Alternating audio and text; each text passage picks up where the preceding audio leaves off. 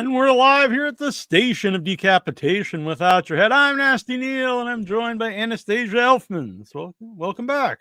Hello. Thanks for having me. Thanks for coming back. Usually people Yes. are like, I'll never talk to them again. No. Well, you sent me that big bag of money, so. Yes. That's my big secret. Just kidding. I love this show. Oh, we love having you on. And I love chatting with you guys. So much Yeah. fun. What a fun intro and song. You were telling me before that I'm familiar with it. I didn't see that last time. It's so cool. You know what? I might not have had that intro last time. So it's such a kick-ass song. I was like singing along with it. yeah, I'll send you the full version. That's the Two Nick Cage. They made that for us. They're really cool. How amazing. Yeah. So you have a lot of cool stuff going on. We see Bloody Bridget dancing in the background. And I mean, not dancing, but we'll talk about her in a moment. She's looming a little fierce. Like, don't mess with her, okay? Yeah, the eyes popping up. Well, we'll talk about her right now. So last time we had you on, I don't think it played anywhere yet. So what's that been like, traveling with it, not just screening, not just watching with an audience, but actually, performing before it and just traveling around with it? Yes. Okay. So it's been incredible. We've gone I forget when we last chatted on the show and what we were talking about, but basically we've gone to the south of Brazil to like the tip top of Canada and everywhere in between. And we've kind of created like almost like a road show experience. And so a majority of the time Rick and I will travel with the film and create a live kind of vaudeville-esque pre-show. And so Rick will like perform with he'll create a live band out of like talent from wherever we go. And he'll intro like doing, because he's like a professional percussionist, that's the word. And then I come out and I literally I do a huge like big bloody burlesque number. I don't know if you've seen that one live yet, but it's basically I take somebody from the audience, a victim, and I get them on stage and then I rip out their beating heart and kill them on stage. It's really wonderful. And then it goes straight into the film. We're very like fast and entertaining and very immersive. And it's these kind of like wild pre-shows that I love to do. And so I created a special one for Bloody Bridget. And so it's kind of unique because it's like half of it can be improvised. So a lot of the time I don't even get a chance to see the theater before it's time to perform. So I'm doing a lot of like improv and it's like make it work moments, but super fun and such a great experience with the audience, and everybody loves the film. It's great. Yeah, but I'm very biased. No, that's a problem I didn't even think of, so you obviously can't travel with like a whole band and like all these people. So to actually put them together, like how far in advance does he put those people together? Does he, as soon as you guys get there?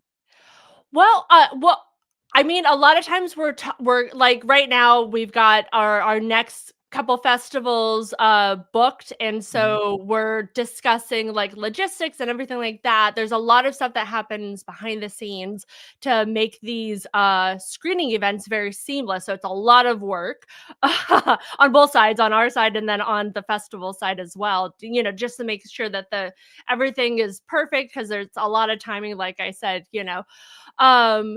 And then how much time? I don't know. He deals with the music side, but I feel like he gets people together and they put it together rather fast, because he's wonderfully talented, and we're always supporting the best of, all the local talent, but we capture the best of the local talent and give them like a platform to perform. During our show, which is great, because then we get to use our tiny little like platform to showcase them as well, because we believe in like supporting artists and stuff. Yeah, of course. So do you ever like, so people know ahead of time that there's a pre-show, but is it ever like at some events where they don't really know what that means, and they think it's more just like this, we're gonna see a movie, maybe a Q&A kind of deal? Okay, don't get me started. Yes. So, I mean, sometimes sometimes things fall through the cracks a little bit because these festivals are doing so much, right? And so it's like up to me and Rick a lot of the time to help get that word out or to make sure that they say it in a way that like is very concise and gets the information out to people because people are just like scrolling and reading super fast. So it's like you have to get all the like important stuff like bloody, burlesque, in person, live, beforehand, stay for the Q&A, you know, like things like that. So people Yeah. like get it. But what was the question? Is it like, are people shocked Yeah, half are the there time? ever certain screenings where they just don't really know what that means? Like they're just gonna they're just gonna come out and intro the show. It's not necessarily like Well, a performance. I find okay, so like I come from the theater, and so I find that a lot of like the audiences that are coming to see a film aren't necessarily familiar with like live performance. And so they don't understand it's interactive, like with burlesque. I mean, I do weird, this is like for the Bloody Bridget, it's like it starts out comedic and then it goes surreal and then deranged and insane. You know, like I'm literally ripping Yeah. a guy a new one, you know, like disemboweling him and eating his heart. Like it's crazy stuff that I'm doing. And I do all my own effects and everything's Oh wow. practical and happens in the moment. You know, I'm like spraying the audience with like stage blood and everything. But yeah, so they're a little shocked, I would say, most of the time, because like even if they read it, it's like, you know, like how much you're not sure what to expect. And also, this is a weird little niche thing that we offer. Not many people are traveling with their film, putting on a full pre-show, you know. So like I can't think of anybody, like we've done so many festivals. I haven't seen anybody do this. So it's kind of a weird thing that like the Elfmans are I like to call it like the Elfman Live pre-show. Because we Yeah. do it with all of our different films, you know. But Bloody Mhm. Bridget's like kind of a wild one too. Yeah. As a performer, what's the difference between, the live so you get the live performance beforehand, you get like the immediate reaction, in a movie you make and you don't get a reaction, till it comes out, months later or years later. Right? Yeah. What's the difference What's or the difference what's for my you? I guess what preference? is more fulfilling, I guess, as an artist? I mean, Or is there just difference? There's well, different for each of they're them. they're very different. I wish that I had all of my live performances like documented, Like you saved, know, yeah. so because it's like you take a chance, especially going to festivals or different like creating these live screening events in different places. You take a chance sometimes if you can find a photographer or a videographer. I like when we do things at home because our mutual friend Sophia and Michael Epstein, like I always loop them. I'm like, you guys have to film my stuff, you know, because I know I'm gonna get like an amazing footage afterwards. But oh hey. Am I here? Oh, I am here. Yeah, You're Sorry, I was here. moving right. things around. I apologize. I'm so sorry I wasn't here. I don't know if Neil told you. Something spilled. I had to deal with it. I'm so sorry, but Oh I'm here no, now. It's great everything to see is Was you. the Bloody perfect. Bridget reaching through the computer and yeah. Classic Bloody Bridget move. Sorry about that. How are you? I'm well. I'm Other good. than How are that, you? well, I mean, other than, right? Yes. Here But we we're are. here and we're talking about art, and you guys have such an amazing like platform to let me come on and share my goofiness. So thank you. Absolutely. And it's so nice Absolutely. to see you again. It's great to see you again. I don't remember what I was talking Well, about, it's kinda but like the idea that live versus yeah, and the idea that video. the one lasts forever and the other is in the moment, but then you have the memory of it, but you don't have a record of it, I guess. Yeah, I mean, as a performer, sorry to like talk over you, but as a performer, I would say I love live performance because I grew up in the theater and I've been performing since I was like 3. So I love that instant gratification of like having the audience in the palm of my hand. Like, oh, am I gonna like pop this balloon? What should I do, guys? Come on, you know, and I'll stop my foot and get them going. Because most of the time, it's like people don't understand that they're supposed to like hoot and holler for a live performance. It's like, come on, it's interactive. Get with me. But yeah, I mean, I love both. So, and then there's obviously like sometimes I'm more involved behind the scenes with films, and sometimes I'm just like a day player or something like that, supporting a friend. So it's, I mean, it's all different, you know. It just depends. But I love it all. Chris Outrish, I saw her performance, the live show for Shockfest 2023. Wonderful experience, Anastasia. Oh man, thank you. That was Shockfest. Was that in New York? I think that was crazy and such a huge show, and figuring out, didn't get a rehearsal. So thank you for bearing with me with that one. But such a wonderful festival, and we had so much fun. By the way, What we're is that joined like by for you Annabelle to have Lecter to here. have like, there you are, you didn't get a chance to have a rehearsal. So what's that like for you as a performer? Oh my God, so intense. Cause like, okay, so besides like public persona, I'm insane. I'm like crazy performer, ripping hearts out, disemboweling people, right? I'm a party person. But like, to be honest, I am so terrified right before I go on stage. And then it's like muscle memory comes in and takes over, and almost like I'm not there, if that makes sense. Yeah. But luckily, I have so much to fall back on because I've been performing for so long that I just become like this like little puppet and just get it done. And then there's been some times where like, oh, there's an extra step here. Better put a joke in there of like, instead of Foley tripping and falling, it's on purpose. You know what I mean? Like you just like have to, it's like almost being like a Three Stooges or like a Laurel and Hardy. You've got to like keep up the jokes, if that makes sense. It totally makes sense. Yes. You have to be on the fly, figuring it out, making it work. Completely. Yeah, but Yeah. it keeps it interesting. Like I love that. I love constantly challenging myself. So I would rather deal with that than like be stuck. Like for me, being stuck at a desk all day, I would die. Like I have to have these kind of like weird challenges. And a lot of the time I put them in my own life myself, you know? So but it's fun. I don't know. Artists, we're all insane, right? Yes. So, will there eventually, you know, you're touring now, so we want people to go see it, but will there eventually be like a Blu-ray release? Well, I'm such a huge like advocate and fan of physical media, so I would say yes. We're like, okay, so basically Ricky and I were sick of meetings, and so we self-financed the whole film on our own. And so we own everything. And so we're taking meetings with distribution places and figuring out the right fit. Cause it's kind of a thing. It's like Bloody Bridget has had such a wonderful reception.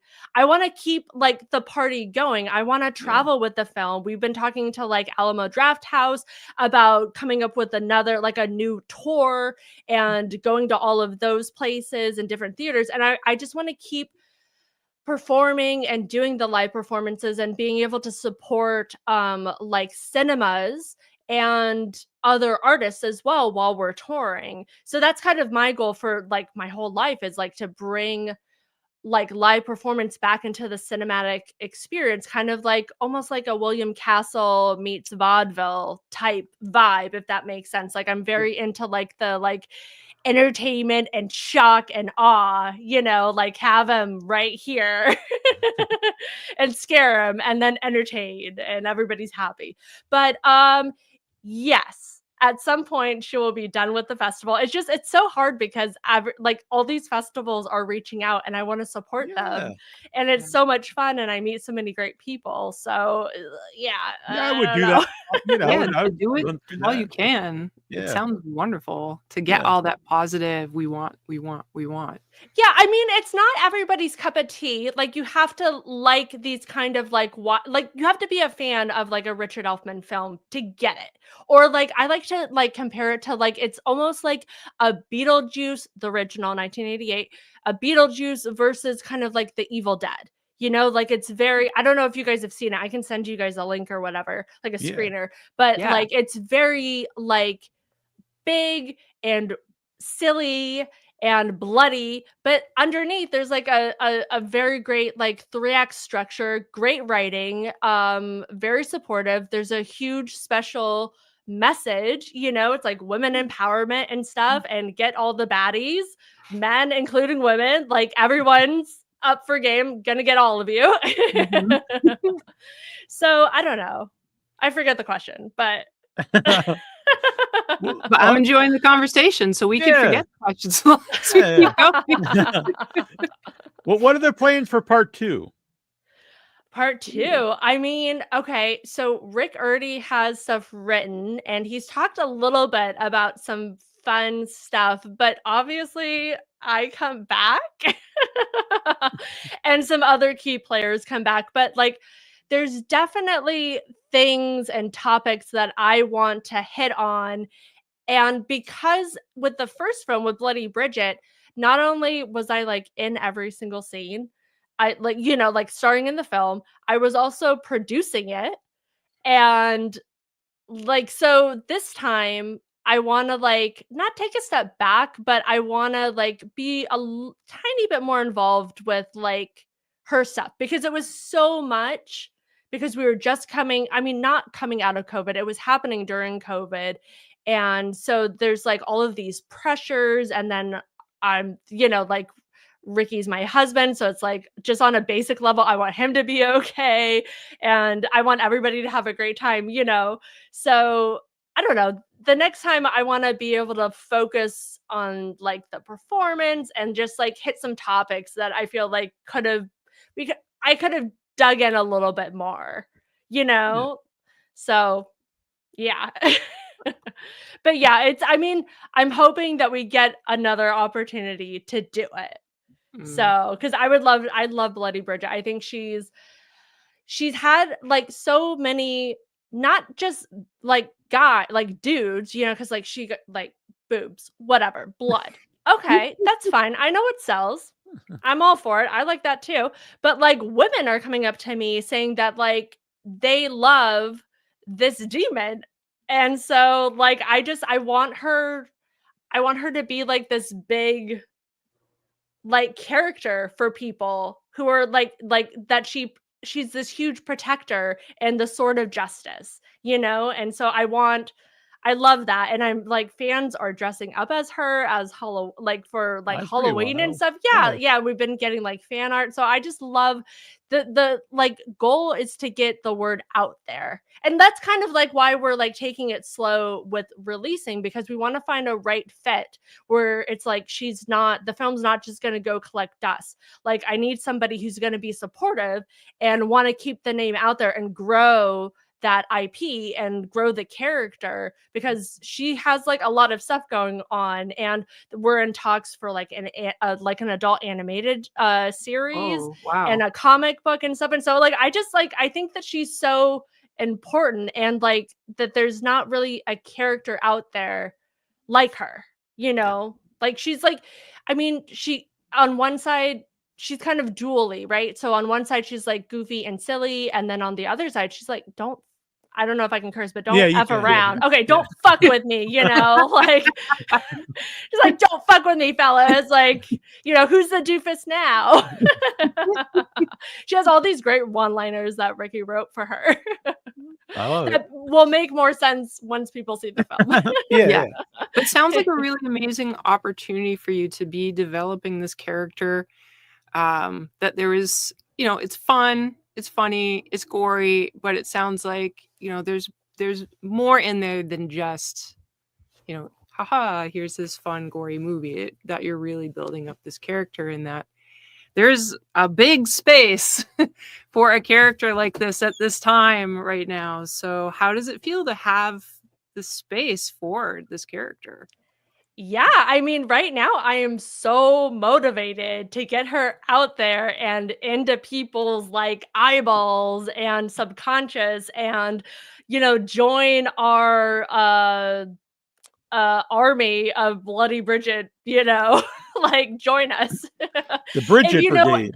Yeah, exactly. If you know what I mean. So like definitely, and I'm very supportive of everybody that is in the film, and like I just want to get it out there, because also besides everything that's been happening recently, all of my friends who have been so supportive to me, who worked on the film, we've all been going through strikes and stuff. And so it's like, I want people to go onto Letterboxd, go onto IMDb, go onto Rotten Tomatoes, review, and like put some rate us and stuff, so that like we have a fighting chance, because we are truly indie horror.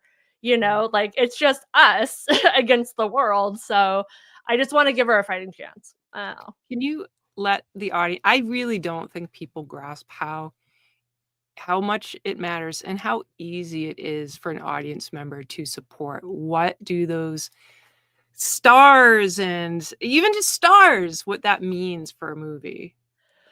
I mean, for indie, well, I don't want people using this against anybody, but like as a positive, I would say, if you're going to go out of your way and leave a comment for a big budget film that already has a high platform, already has millions, like think about it, millions of dollars for promo and press, all of that costs money that studios are paying.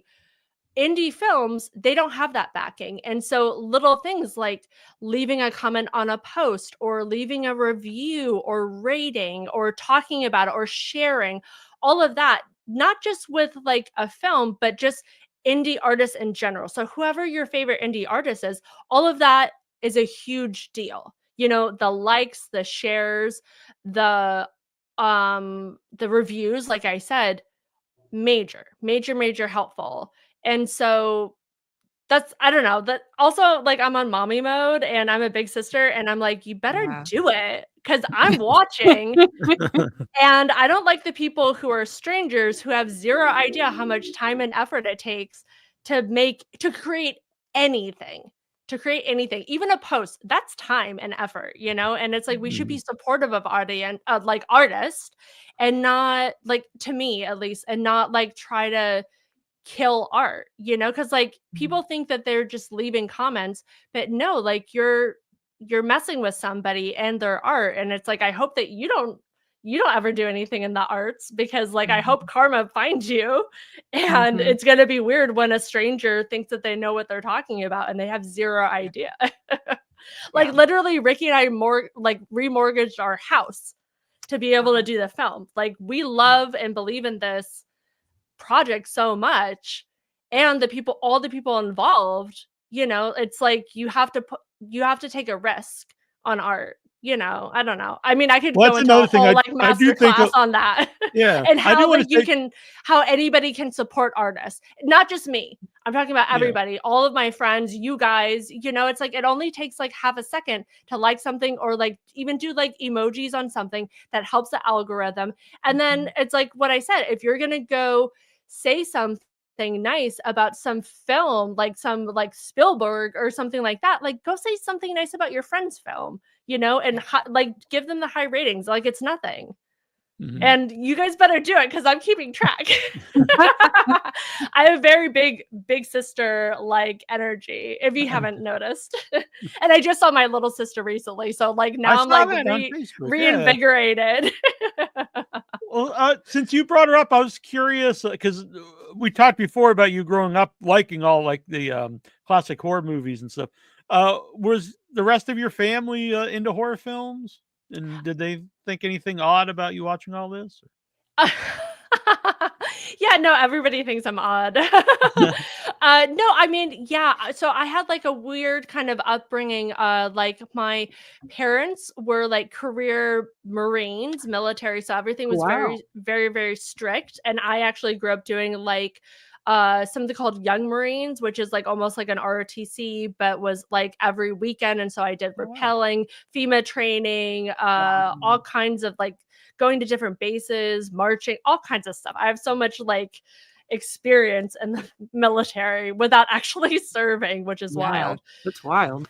Yeah, you wouldn't think with the little blonde, right? Well, I didn't even know that that was a thing to do with children. Like you're now doing I would not put my daughter through that, because there's a lot of like a little bit really abusive, but I don't know. I'm a team player, and I'm like, I have a very high, like, strong work ethic, which Yeah. I kind of like attribute to my years in ballet, but people understand more if I say it was from that. You know what I mean? But so my parents were military, and then at a certain point, they kind of turned new agey hippie. And so I wasn't allowed to play, like, we didn't have a computer, didn't have cell phones, wasn't allowed to play like video games. And so what I had was like a vast, like, cinema education. And so I was watching old films. And so I was exposed to all the classics and horror and things like that. And so yeah, I felt like I was a total outsider growing up, and like Yeah. I didn't really have anything in common with any of like the people who should be my friends. And so I would try to talk to them about like my favorite films or things like that, and they had zero idea what I was talking about. And so I just kind of thought they were all idiots. And so I would end up talking to like adults about these films and stuff. And so like I kind of didn't it kind of alienated me from my peers, if that makes sense. But I Yes. don't mind it, because now it's like, now I have all of this useless information, and I'm doing like interviews and podcasts and talking about Lon Chaney Sr. and Todd Browning and so, and like people, you know, who don't know that. And so that's like, that makes me special now. So haha. They can all go out there and be behind the desk. Yeah, I mean, this.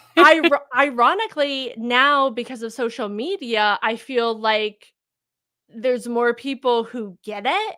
Yeah. But growing up, I felt like the monster. Also, I have severe dyslexia, so that was another thing that made it difficult for me, because I was bullied by kids, I was bullied by teachers.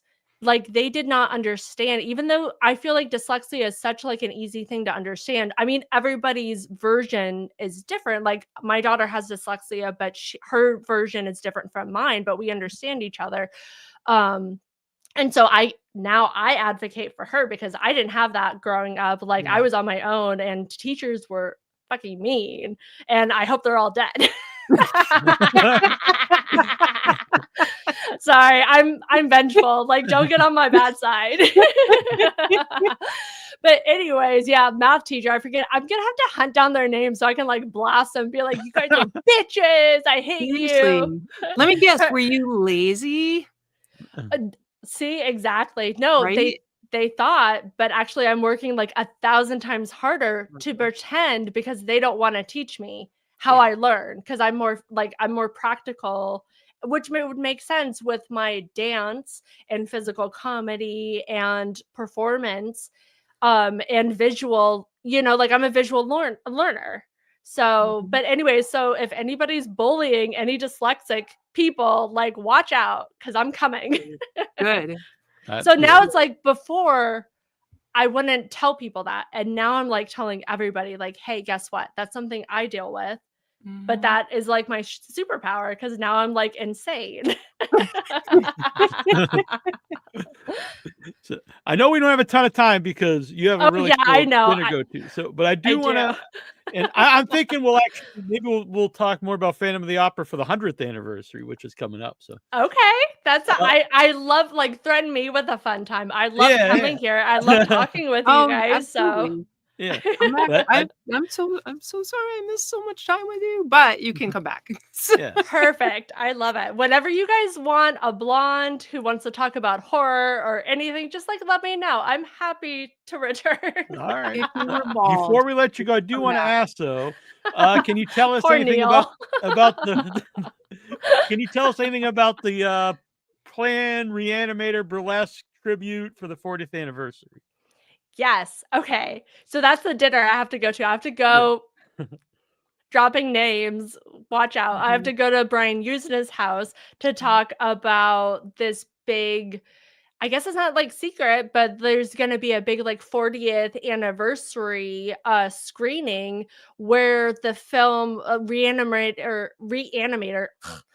first premiered at Cannes. So they're going to do it in the same theater. And so he approached me about creating, so like a little background, I do these very specific, I call them burlesque, but they're not really. They're more like my ode to a film. So I'm obsessed with a film, and I take physical notes on the choreography. I create exact, like, what would look like a screen used copy of like a costume, and I incorporate it into my performance, and so it's like a kind of like an immersive pre-show. And I've done this for our films, obviously, like Forbidden Zone, Aliens, Cons and Geeks, and obviously Bloody Bridget, but I've also done this for the Hordorovsky family for their big anniversary.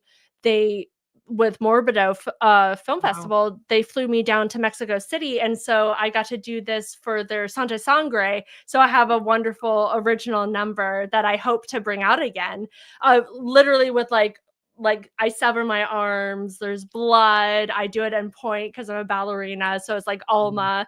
And I use parts of the score. My our friend and collaborator Ego Plum created, like, use some of the original score and then like kind of took off from that. So that was a very special performance, and I have that in my back pocket. But I've created things like this for like Joe Dante's A Howling, and then now like with Brian's Reanimator. So I'm coming up with some fun, very, very bloody performance ideas.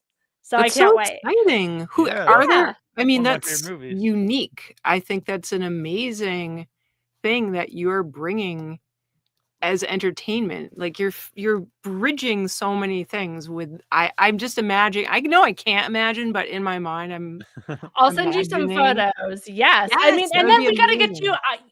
You guys have to get me out to some festival near you guys, or All right. whatever, or Yeah. come out here and see one of our things in LA. But yeah, I mean, okay, so here's the thing. I am a massive fan, so I only do this for films that I'm a huge fan of. And then if I can work closely with the creator or just come up with, like, I want to do it justice because I am a huge fan. And so I always create these pre-show performances from the fan's perspective. Like, what do I want to experience when I go into a film? Like, I have a wonderful performance for Suspiria, and so like I want to like have some like weird thing happen before the film starts, and like I feel like personally that's what cinema is missing for me. Like, because I like creating these screening events and make it a whole experience for fans. I like an intro, I like a performance, I like the film, and then I like a Q&A, and then like a meet and greet after. Like, I like the whole thing. So it feels like it's a huge experience that the fans get to come, and especially like the things that we do, like Rick and I do, like with Forbidden Zone. I mean, Forbidden Zone was not available for like 30 years or something. It was insane, and people were watching like bootleg copies. And so like, as a fan of Forbidden Zone, I was like, what do I want? Okay, I want to see the film on the big screen. I want to see Danny, doing his number. And then I want, like, Rick will come out and do his little performance inside the film, his like little singing thing. And then he'll do a Q&A, and then we get to meet and greet people. And I think it's so special. And yes, nobody else is doing this, and I hope nobody else copies us because it's like my thing. Yeah. I'd be so mad.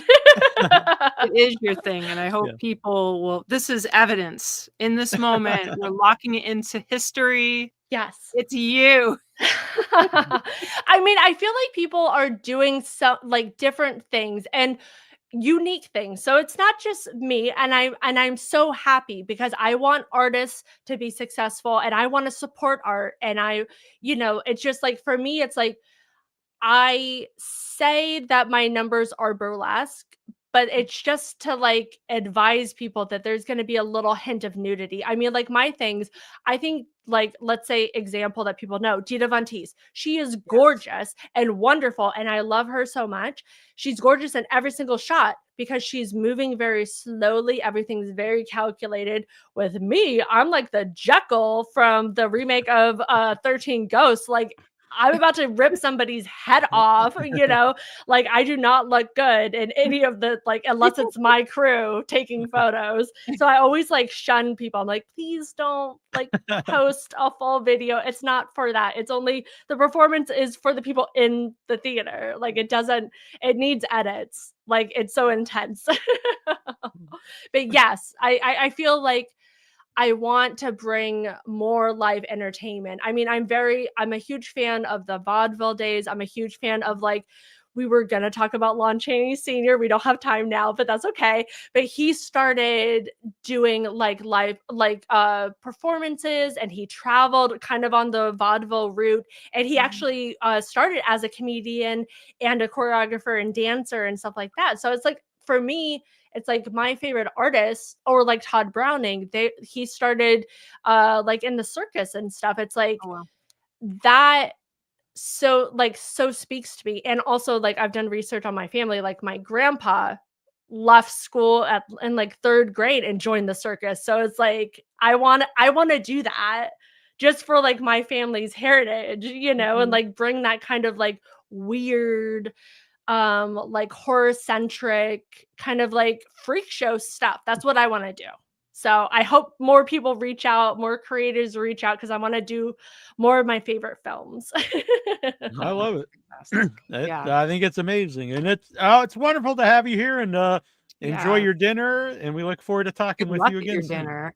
Yeah. Oh yeah, I know. I'm gonna get some tofu, and Rick's like grilling some steak, and I think same for the other people. I'm a vegetarian. I will say when we filmed End Zone 2, Richard came over and he was gonna grill steaks, but a lot of the people were vegan, and I kept thinking, I'm not. He can stay. Well, you can speak up. It's so funny because I didn't know you when we were filming, and I was like, who is this guy taking photos? Because like I'm literally getting, I don't want to give too much away, but like I'm having a moment with Michael on the stairs with his like football filled with like barbed wire, and all of a sudden you're like over there, and I'm like, oh no, my skirt, like that's not the angle. I'll be perfect. I wasn't trying, but then I noticed that. So no, I know. It's like that actress in me. I was like, all of us were big sister, I guess. All of us were aware, and none of us really said. We just like, oh yeah, I'll go over here. You know, no, because it's indie filmmaking. Like everybody is just trying to make the day and get it done, and that's what I love working with, like Michael and Sophia, because they get so much done. Because I come from the stage, and I like things like instant. I don't like doing like 25 takes of the same scene when they're just going to use the first take. You know what I mean? Like it doesn't make sense to me. I'll do it, but I love it. But I love how they work, and like I don't know. I always like think of them as like mom and dad, and like you know, like taking care of us and stuff. And that was such a fun. Yeah, it was really, like set, and the cast and crew was so small, and I love it. And I hope they find the other reel. I know. Yeah. And I hope they find the prequel with the cheerleaders. Exactly. I think it would be amazing to be able to see that. Yeah. Right. Read about it in this. I know. I was like, she looks familiar. I know that blonde. All right, we better let you go. I don't want to get yelled at for having you late. So I won't yell. Thank you so much. Thanks for letting me come back, and I'll chat with you guys later. Sounds great. Sounds good. Okay. Bye. Bye. Let me figure out how to leave. I'll take you. I was trying to be nice here. So you want me to play something and we'll come back, or are you good? Go ahead and play something, and I'll have a chance to settle. Right. And this is what's going on right now. If you are in Atlanta, Buried Alive, it's starting today, and it's going through the weekend.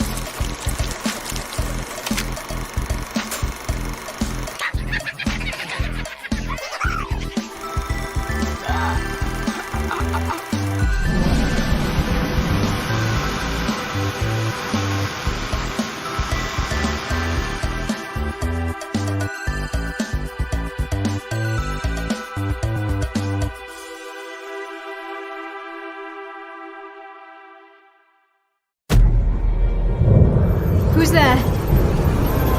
Mother?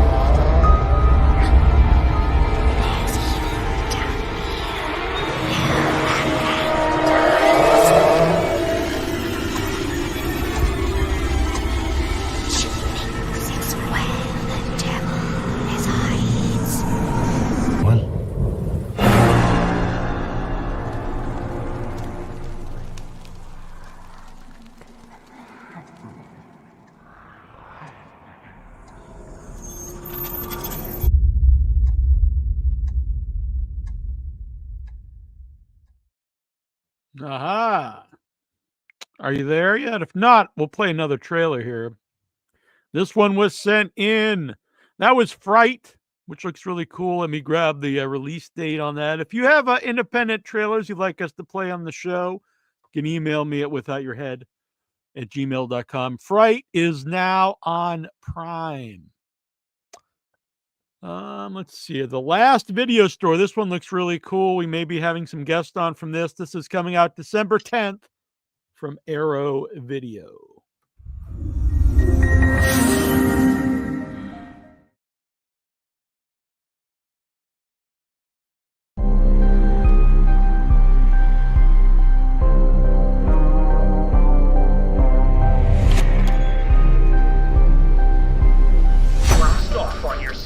Journey. Here at Blaster Video, over 3,865 movies in my store, all on VHS.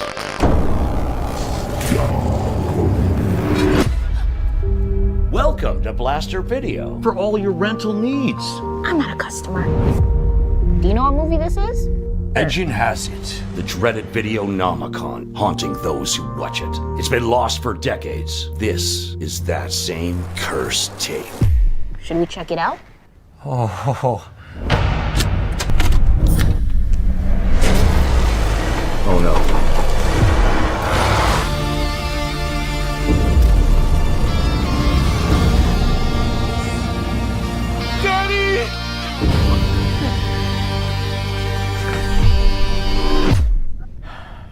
We're safe. What is Castor gonna do? Is he just gonna smash in here and then murder us in this outhouse?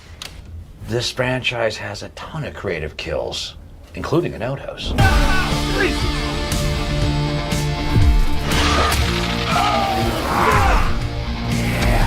Even if we die, taking it with us. No. The goal here is to stay alive. Yeah, okay.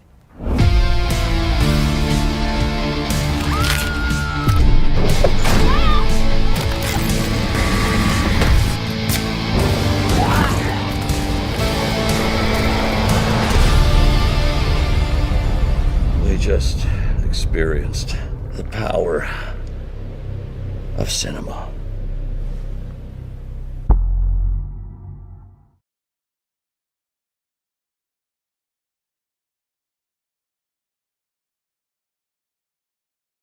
That one looks That looks very awesome. cool. Yeah, that's from Arrow, comes out December 10th, and we may have some guests coming up from it. So. We had the guy on as a guest. We never had him on. The dude from Arrow, the Horror Film Festival. Yeah, from He Brooklyn. was kind and gave us an account. Mm-hmm. And then he took it away. And then what? Then he took it away. Because we weren't using it. Did he take it away? Yeah. Oh, well, we never had him on. Maybe that's why. Yeah. I was just thinking though, also now. So we had a bunch planned actually with Anastasia tonight, but very cool thing came up with the dinner, obviously. So we had planned we were going to talk about the 99th anniversary of Phantom of the Opera, but since in a month and a half it'll be the 100th, so I think just that long. Oh yeah. So also though, we have never had Richard Elfman on the show, so maybe we should do a Bloody Bridget show sometime with Richard and Anastasia if they're up for it. That would be sweet. That would be super sweet. I've Yeah. never met him. I met him, like I said. I know you got to go to the supposed to be steak party. I thought he still made steaks.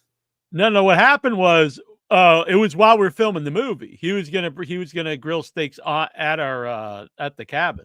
Mm-hmm. Mm-hmm. But yeah, I do, for the picture that's up, it was my display picture. While he actually took that picture is really cool. The picture of the cast ends on 2, and for a long time we couldn't show a picture of the cake that he had brought. He brought an End Zone 2 cake to the wrap party, and I believe that's out there amazing. now. So very nice guy. He sounds like a good guy. Yeah. Grill Master. I think she told us before that he's like official. Oh grill. yeah, it looks pretty good. I see his stuff on. He's got the big tomahawk chops and all the stuff that I like. I was like, damn, this looks good. So This background is crazy. yeah, so what happened was today I found out that you can do animated backgrounds on here. Mhm. And it was funny because I went to download that as the background because I thought it was a picture, but it ended up being a video. And so then I was like, and then anyway, it had sound and stuff. I thought, I wonder if this will work. So I just tested it, and it plays without sound and it loops it. I was like, this is pretty sweet. That's so sweet. Nice. I didn't know if it was too much going on, but I like it. It's all. It's awesome. Yeah. It's not too. It's soft. Yeah, I agree. It's just not enough. too distracting. Yeah, we were talking beforehand before we were Gentle. live about it. So I might have a hand at I know a lot of stuff, but maybe making some without your head style ones. So maybe an Arbor Day. I don't know. We'll figure it out. But you know what? There's so much to do for Arbor Day. You're gonna totally stand. Yeah, well, we do have Stand well, we might as well play now. It's less than a minute. The new cast member of Arbor Day. Oh, yes. Hello, everyone. This is Tara Hutchison from New Village Video and the Intimity Tapes. Just wanted to let you know my friends Neal, Troy, and Annabelle are making their first ever feature film together. It's the holiday horror film Arbor Day. I'm so excited to be a part of it as the character Ava Arborside. You're gonna learn more about it soon, but I would really appreciate it. We could get your help donating to it. It's gonna be a great film, great cast. I'm so excited to be a part of it, and I would love to share it with you, and I really hope you enjoy it. Thank you.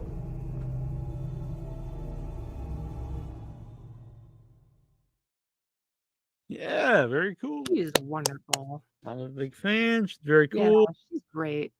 People have been around the show. You've met her before. Mhm. Is she going to be on? Yeah, we need. We're gonna try to set that up because to talk about some new stuff from New Village Video. Excellent. Pumped for that. She's wonderful. Yeah, definitely.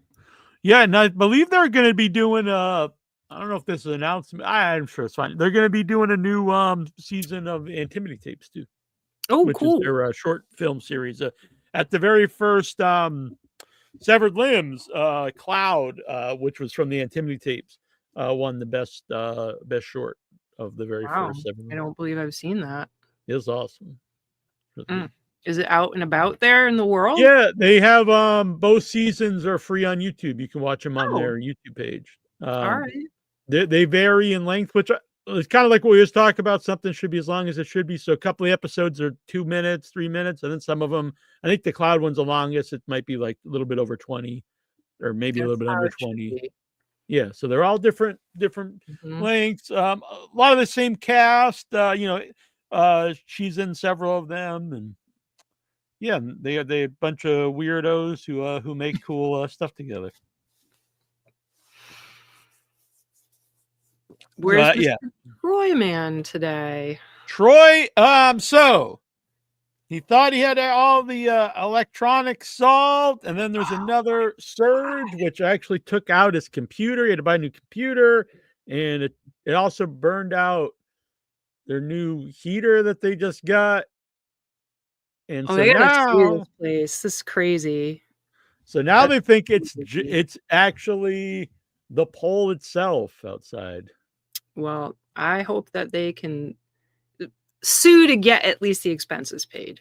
Yeah, because really they should not be having to cover all that stuff. That's not. Yeah, so Troy doesn't want to try plugging in his new computer until they put in the new wiring.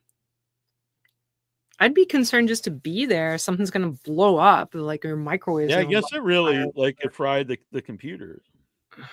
I know it's an old computer, but still, you know. It's still his computer. Yeah, If right. he'd have to buy a new one. Well, maybe you know what? If he has a new computer, maybe he'll have a better quality video.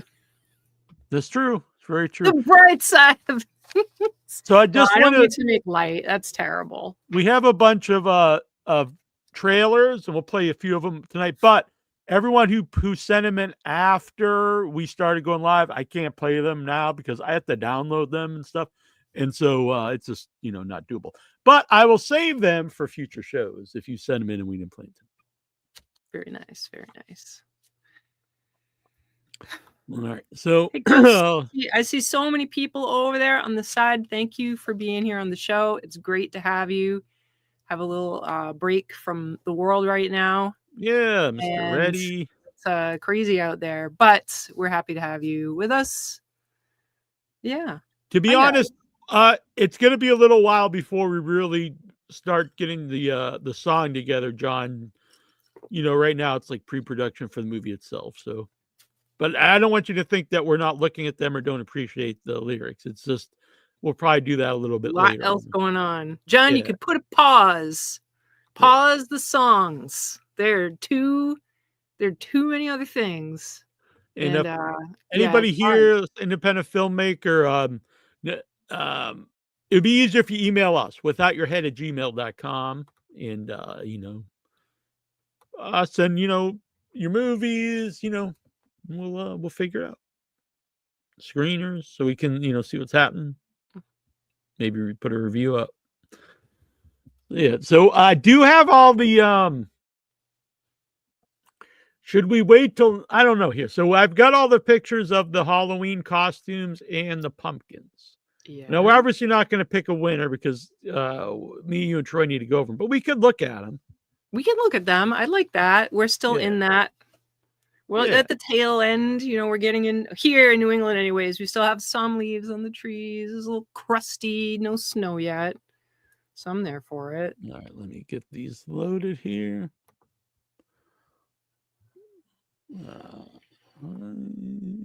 So we're going to start with the pumpkins.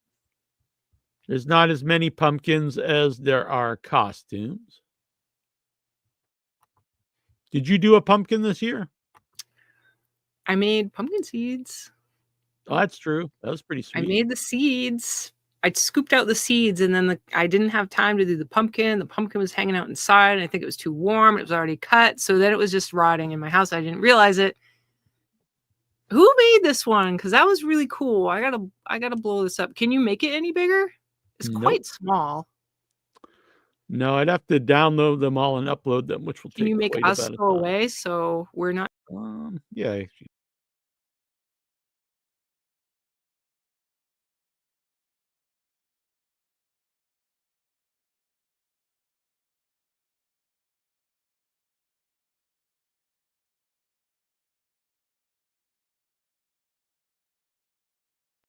In the side in the comments over here. Hello, Melody. I was asking. So yeah, we could. Hard telling didn't not work. knowing You more. couldn't hear us. Huh? What? You couldn't hear us when I did that. Can you hear us now? Who? All right. Well, you were talking before, and I couldn't hear a word you were saying. It muted us, but now we can hear us. Oh, I was saying that this looks like it's from a Junji Ito, and I would like to catch up on the Spiral show. This was from Eric in a bit. What's that? This was from Eric Neese. It's cool. I like it. And I was saying over here, Melody is in the chat. Yes, we're gonna have Melody back on soon too, and maybe some of the cast of Round the Decay. Melody, I think it's probably going to be an early evening. We do not have. I don't believe we have a second guest. No, so probably not real late tonight, but we will get you on, Melody. Oh, 100%. Yeah. Yes. I'll see what's. I'll get back to you with what's on the upcoming weeks here, and then we'll figure it out. We'll probably be doing so we'll talk about upcoming guests soon, but next week's Johannes, we're going to be talking about Solvent. The week after that, we'll have the effects artist from Smile 2, And Richard Stanley is all about coming on. We just got to figure out a time. He's even cool with coming on the live Thursday show, but I think probably be best to have him on his own show. You know what I mean? What do you mean? A live Thursday show sounds like a good idea. Yeah. But I mean, he'd have to come on after one of the other guests currently. I thought maybe it'd be good to have his own, not have anyone else scheduled that night. On or I don't know. I'm really confused. Are you saying to have him on his own Thursday? Right. Is it just a matter of him waiting? Well, it's fine by me. It's just last time I had him on, it was very long. Figure this out off air. No one. Well, I was just saying, last time I had him on, it was like 3 hours. So like he can talk a lot. Figure it out. Yeah. Off air. Maybe we'll have him on next week after Johannes. That would probably work out. Maybe we will. Let's figure it out off air. But either way, it's going to be a cool show. Yes, Johannes, I'm excited to meet him. Was hoping to meet him when he was filming out. He was filming out in this area when? This summer in August, I think it was. Alas. Cool guy. Seems like a super funny guy. Solvent. Really enjoyed Solvent. I think it's doing very well out there. It won the best movie at its premiere. It's pretty excellent. The Nightmares. So this is from Esther Mullings. Oh, the spikiness. I feel like recently I saw another spikiness one. And it was pretty cool. I like it. Esther started making dolls. I don't know if you've seen these. They're really cool. She actually made one for St. Michael's, like Greasy Strangler doll. I don't know if I have seen that. She sent it to him. She's from like Gibraltar or something. From where? I think like Gibraltar. Oh. This is from Whitney Mendesta Calazo, and it's a little hard to see because it was a TikTok video, and so I just took a still from it, and this was the best I could do. But it's they carved the darkness. Her husband carved the darkness on it from a I think it's from a documentary. If we had another week, would these look better? That one's good. Look at that. Paul Burt. Classic. Paul Burt. That one's just a classic pumpkin. The other one I could probably upload and maybe we can get a bigger picture of it. But we'll do that here in a minute. So the next one, this is Paul Burt. This is another classic pumpkin. This one, beauty. The other one was like, rah. This one's like, hey. Reese Bowling. Nice. I like that one. The next one is from... Is it AJ? Shane Svenberg. Actually, it was funny because as soon as I saw it, I did think it was AJ because AJ's the big Deadpool fan, but this is Shane Svenberg, who's really old school. In ages. Yeah. My goodness. That's nice. I'm glad Shane's kicking around. Good. Wow. Yeah, he's from the New England area. This is not eligible to win, but this is Troy's pumpkin. That's crazy. That's the man thing. That's crazy. Wow. Yeah, that's great. Good job there, Troy. Oh, good night, Melody. Have a great time out there. Good night, Melody. We will talk to you soon. We'll work it out. Good night. Melody's very supportive, and we support her. Oh, wow. I didn't even notice that. That's a Godzilla. Godzilla. Yeah. That's Vince Tazzo. Is he busting up an airplane? I think he is. He's got an airplane in his hand, almost like a drumstick, looks like. That's awesome. There should be one more. Let's see here. Maybe I have to go back. There it is. Andre K. What a nice little setup there. I know. I love those dolls. I don't know what they're made by, but I love them. The mummy and the bride and the wolfman in the back. Well, the bride looks like it's been made out of an old doll, a repurposed real doll. Not a real doll. Not a real doll, a real doll. Are those still around? Do people still I've got a big collection. I wouldn't be surprised. I wouldn't throw that idea out there. But yeah, no, yeah, like you said, it looks like a doll. Maybe they all are. I don't know. Well, Maybe he mummy personally looks made them like it was all. bought, but then the Wolfman back there kind of does look like. Do you remember the trolls? Yeah, I can see that. Looks like it's got a manufactured face, that kind of squishy face. Yeah, they you both know? look like they have the same base though. So I don't know if they are made by. I don't know. Let us know. Mm-hmm. All right. So that was those, and here was the pumpkin. Maybe it's a little easier to see here. There we go. All right. It looks like is that a little bitty pumpkin next to it? I believe so. So there's a TikTok video of him actually carving it. Oh, nice. But unfortunately, I just couldn't get it to work on here. All right. So now we're going to go to the costumes. Give me 1 second. And thank you, everyone, for sending these in. The winner this year will receive an 8-bit, like old school Nintendo sprite of you in the costume. I think that's a fun prize. Nasty Neal, you might want to change your name. I just noticed it. Oh man, look at that.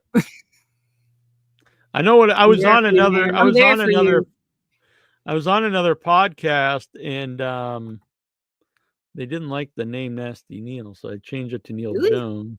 Yeah. I don't know how to change. How do you change this in here while you're already doing it live? I don't know if you can do it when you're in the show. But you know what? Everybody loves you. They know who you are. Yeah, let it go. It's been there that long. Oh, all right, here we go. Do I know this person? So this is Abby Schneider. Oh, maybe I don't know Abby Schneider.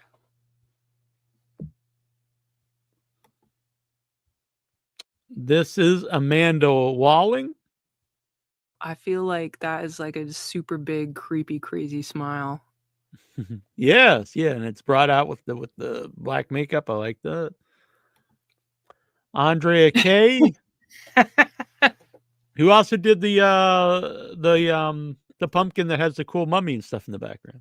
I do believe we met them on the bus. We were at a convention, and we just happened. Maybe we were coming from the airport or whatever. We were on maybe. a bus. I see Days of the Dead there, so they might be from like Atlanta or in Indianapolis. Mm-hmm. Brandon Clark, who I'd met on a short film. Wow. In Boston. That's really cool. Ooh, that's a Martian man. Mojo Jojo? Brainiac. Brainiac, right? Is it? Why did I think Mojo Jojo? Now I want to know. I don't know. Oh, maybe you're right. Maybe Mojo Jojo. You might be right. No, because Mojo Jojo, you can't see his brain. He just has a crazy big head. Okay. Yeah, I think it's there's a few different Brainiacs, but I remember one you can actually see his brain like that from one of the cartoons. This is CJ Bofill. I'm not sure which one is which, but I think it goes together because it's the shape and the bush. I really like that someone dressed up as. I almost said something ridiculous. I'll say it anyway. Someone dressed up as Michael Myers Bush. Well, the original one's from the 70s. Are you saying Michael Myers would be manscaping? No, he probably had a big bush. But I mean, he still exists. Yeah. Hey, he might now. Yeah, who knows? Oh, he must shave. He doesn't have facial hair, I don't think. He doesn't have facial hair because he wears a mask. CJ, he doesn't have a big bushy beard. I think only in the Rob Zombie ones does he have a big beard coming out. Bit by bit. Every time it grows out to beard length, he just rips it from his face. CJ Duke. Now, I don't know who this character is. I know, right? I'm so sorry, I'm sure he did a great job. Castleton. I'm looking up Castleton. I need to know. People, if you're something, you gotta share it. There's too many. Castleton is a place. I don't know, man. Oh, I know who maybe this someone is. in the chat can help. This is Derek Neal. Derek Neal. Classic Derek Neal. He's been developing this for years. Yeah. Good Very fellow. I do talented like. guy. Yeah. This makes me laugh. Mhm. And I'm like, I think about your lovely brother. And Does look like Troy. well, I mean, you know, Yeah. he's doing his mop. Yeah. Does look But like I Troy think though too. it's like the opposite of Troy. This is like the evil, disturbing, bad. Was he? That wasn't his job, was it? Michael Myers, was he a janitor? No, this is Freddy Krueger. Freddy Krueger. I think he was actually, to be honest. Yeah, down in the boiler room. I was down in the boiler room. Troy used to have his break room at too. Mm-hmm. And it was creepy because it had handprints, small child like handprints on the wall. You're not making your brother sound real good right now, man. This is Deandra Laser. That's awesome. Oh, look at that. This is DJ Cook. That's very cool. Bubba is contributing from Scream. Wes with the janitor. I did not remember that. That's sick. Oh, I see. Yeah, Wes Craven. That's it. Yeah, Wes Ooh. Craven made the cameo. Awesome. Thank you. Oh, yes. Bubba, I was for thinking it was making Freddy fun. Krueger, but yeah, I mean, yeah, you're right. It's just Deandra Laser always dresses as Nightmare on Elm Street stuff. This is Don Henricks. Don Henricks. Didn't he get the tattoo of Human Centipede on his ass? Yeah. And Good to see Don has not changed a bit. Yeah, he went viral for a while. He had a video where his cat was stole his McDonald's cheeseburger. Really? Yeah, and it went viral, and I still saw the other day it popped up again, and I tagged him in. I was like, "You're still going strong with this." I need to see it. I don't know. I'll find it afterwards. This makes me laugh so much. This is Eric Nice again. You know what this is, right? No, I don't really get it. Oh my god. It took me a while, and then I'm like, holy shit, this is the pole vaulter from the Olympics who catches because his dong, messed up. So the bar is supposed to be representative of the bar. I'm like, oh my god, it's so fucking funny. That's very clever. Why is his face scribbled out? That's my question. This is Gail. She must have taken that at the theater because that cool light. Because that's the light in the back. What did I say, Pepe? Did you say it? What did I say? Did I say the Olympics? I hope I did. Otherwise, what would I call it? Oh. I feel like that's a correction when Pepe said the Olympics. Hey! Gil Gex. As buddy. A movie. Yeah, we'll have to get them back on. Yes, I'm really excited. Friends, Carl Solomon. I'm intentionally saying it like that. Solomon, Gil Gex, and Sky Elobar in a new movie. It's about, it's Jim Hoskins' movie, so it's weird. And it's these three dudes who are musicians. Like this is basically Gil's character. Mm-hmm. But Gil has been doing Jimi Hendrix since Jimi Hendrix, I think, like forever. That's where Jimi Hendrix got his look. Right? Gil. Yeah. Heather Owens. Heather we haven't seen Heather in ages. Wonderful. Yeah. I really like Heather. She's out there doing her thing. She's still wrestling? I don't know. I don't think so, actually. She's a very kick-ass lady. I like her. This is J.A. McKay. I'm sorry, Jack Masick. I don't know what this character is, but it's cool. I'm sure we got it in the future. Be like, please tell us. So this is Josh Marion. Josh, this expression you're giving us, I feel in trouble right now. I feel like I need to stop doing whatever it is I'm doing right now. I see the Hatchet Man tattoo. It says a juggalo, so that's cool. This is our buddy Pretty Justin good. Beheading. Justin did pretty good. Yeah, very good. This is Laurel Cunningham. Yeah. Laurel's she probably made that, honestly. She's super talented. That's our reviewer, Diablo Joe's girlfriend. Long time. Very long term, years and years and years girlfriend. She's great. And Super artist. Savini. Shit. Capsulariums. I'm trying to think of it. She makes bone art of tiny little she gets animal pellet, like owl pellets, which is like an owl poop, which is just basically because they eat rodents. All it is fur and bones, and goes through it. And picks out stuff and makes these cool little sculptures with the tiny little bones. And it's kind of like when you have an insect pinned inside of a case. You know what I mean? Mm-hmm. And it's like that, but these little bone creatures. It's very cool. I'll plug it in the chat. Let's see here. Yes. This is Paul Canellis. That name I know. Yeah, they're around, and they're a regular in Severed Limbs. Oh, okay. Now I do.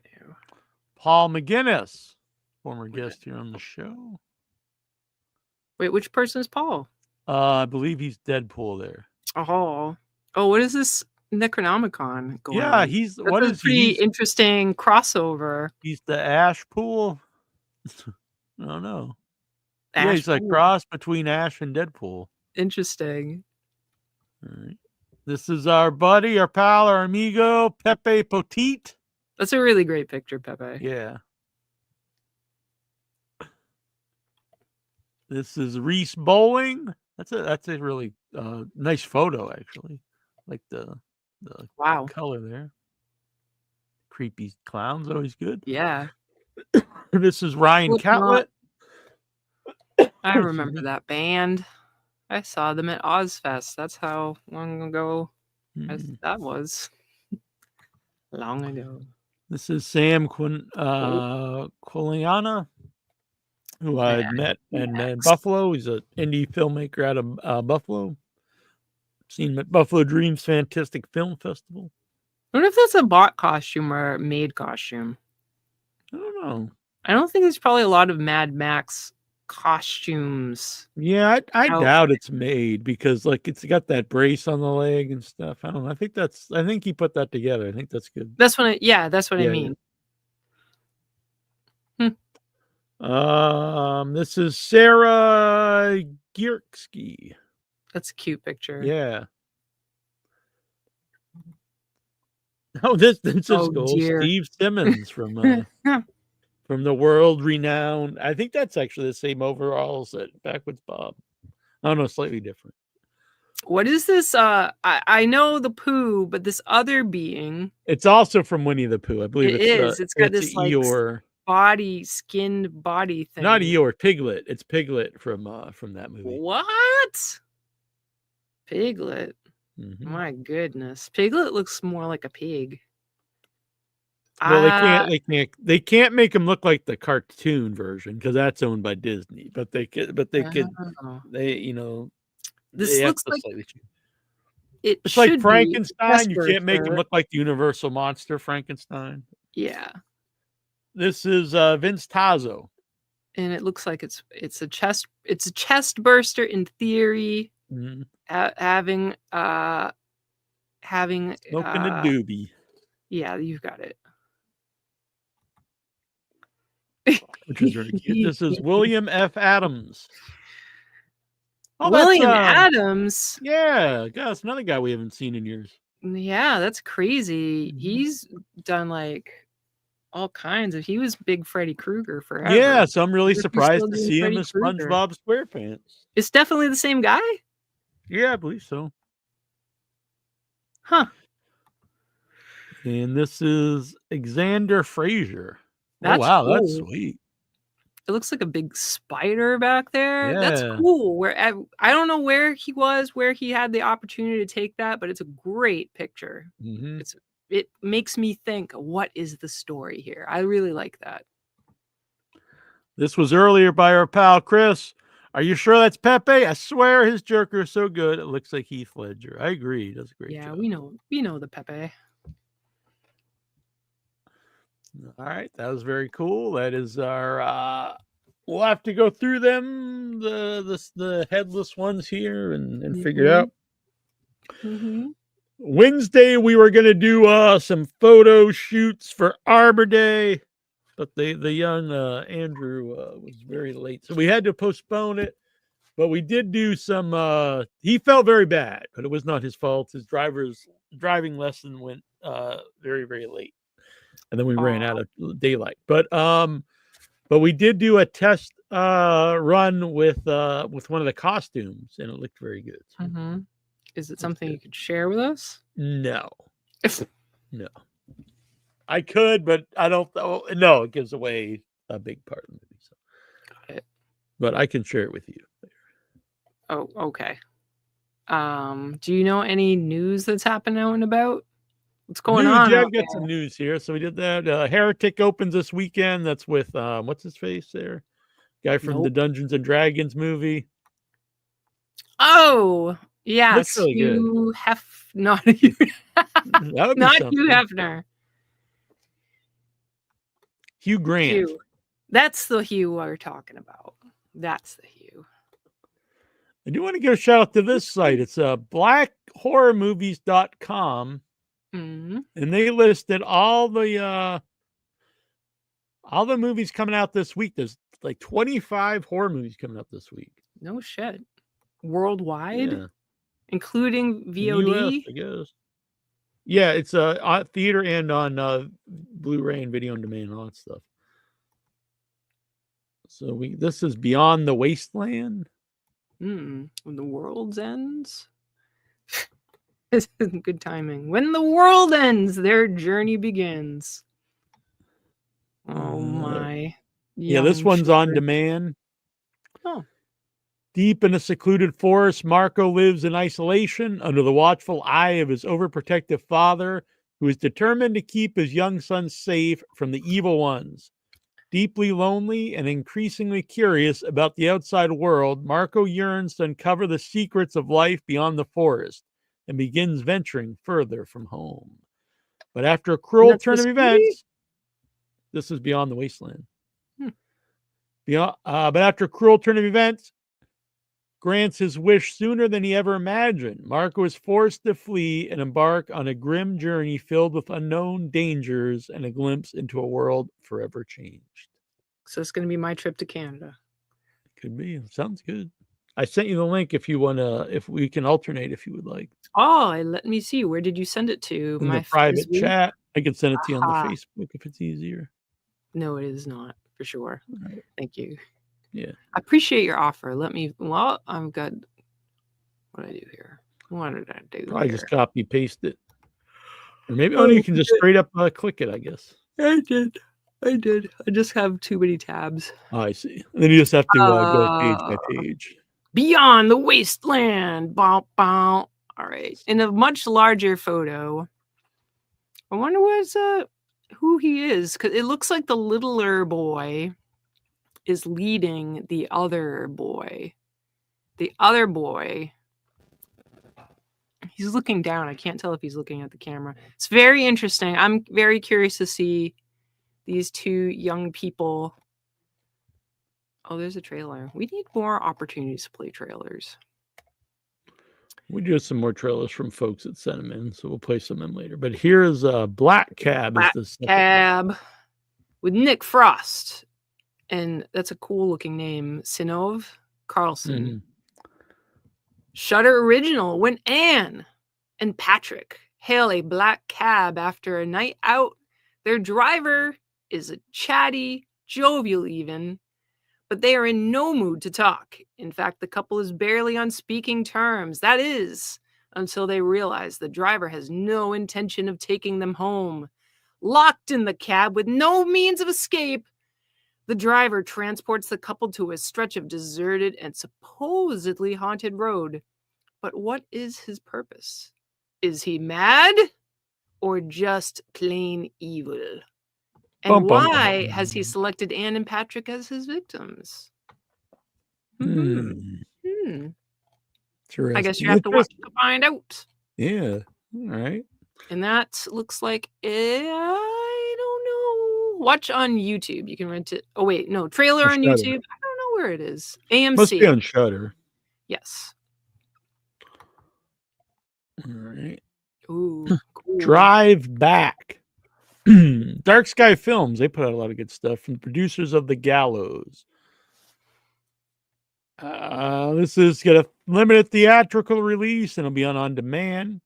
Comic artist Reed and his pregnant fiancee Olivia celebrate their new engagement at a remote cabin. But after a near car accident leaves them lost in the woods, they find themselves trapped on a hidden shortcut, facing violent visions, lost memories, and a troubled hitchhiker. They discover a terrifying killer is hunting them, and the shortcut is darker and more personal than they realized. This art is amazing. This villain with a survival knife or a Bowie knife or a knife. It's a knife and a tire iron. It's quite beautiful. I hope to God this is painted. And if it is, it's gorgeous. And as it fades down, so it has the trees up top, and then there's reflected trees, and there's knives and sharp knives coming down over the couple in the woods, walking towards whatever they think they're walking towards. It's like beautiful. I love it. Very cool. Yeah. Sounds good. A poster sells me on it, honestly. Yeah. If I read that, I'd be like, all right, that sounds fine. Right. Sounds like kind of a typical horror movie, but the poster grabs you. Yes. All right. Oh, give me a second. Let me No next worries. myself. Don't go down without a fight. Anthony Mackie, Morena Baccarin. Elevation. Let's see. This is a wild theatrical release set in the post-apocalyptic Rocky Mountains. A single father and two women venture from the safety of their homes to face monstrous creatures to save the life of a young boy. Starring Anthony Mackie and Morena Baccarin. Not much of a description. I saw this is actually playing at the AMC, so it's got a big release. Yes, yeah, it says it's a wide release. Oh, from the producer of A Quiet Place in the Purge. So, yeah. Huh. Well, I'm wondering about what are these, just talking about. I think that guy's the Falcon, isn't he?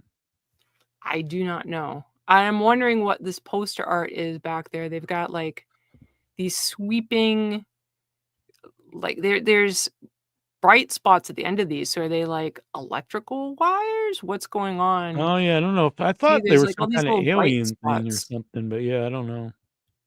I don't know. It's really not a great poster, I'll be honest. I'm not sure what's happening. It's pretty generic, but I will say that these little lights at the end of these things, I wish they had found a different way to use their foreground. Like in the last one, I think all that stuff is really interesting. The background things, I want to know more about that. I don't really care about them looking at this poster. You know what I mean? That doesn't draw me in. But the weird little things in the background are interesting. Oh, you timed this on purpose. This is the one I really want to see. We saw the trailer. Looks awesome. It looks amazing. Two young missionaries are forced to prove their faith when they knock on the wrong door and are greeted by a diabolical Mr. Reed, becoming ensnared in his deadly game of cat and mouse.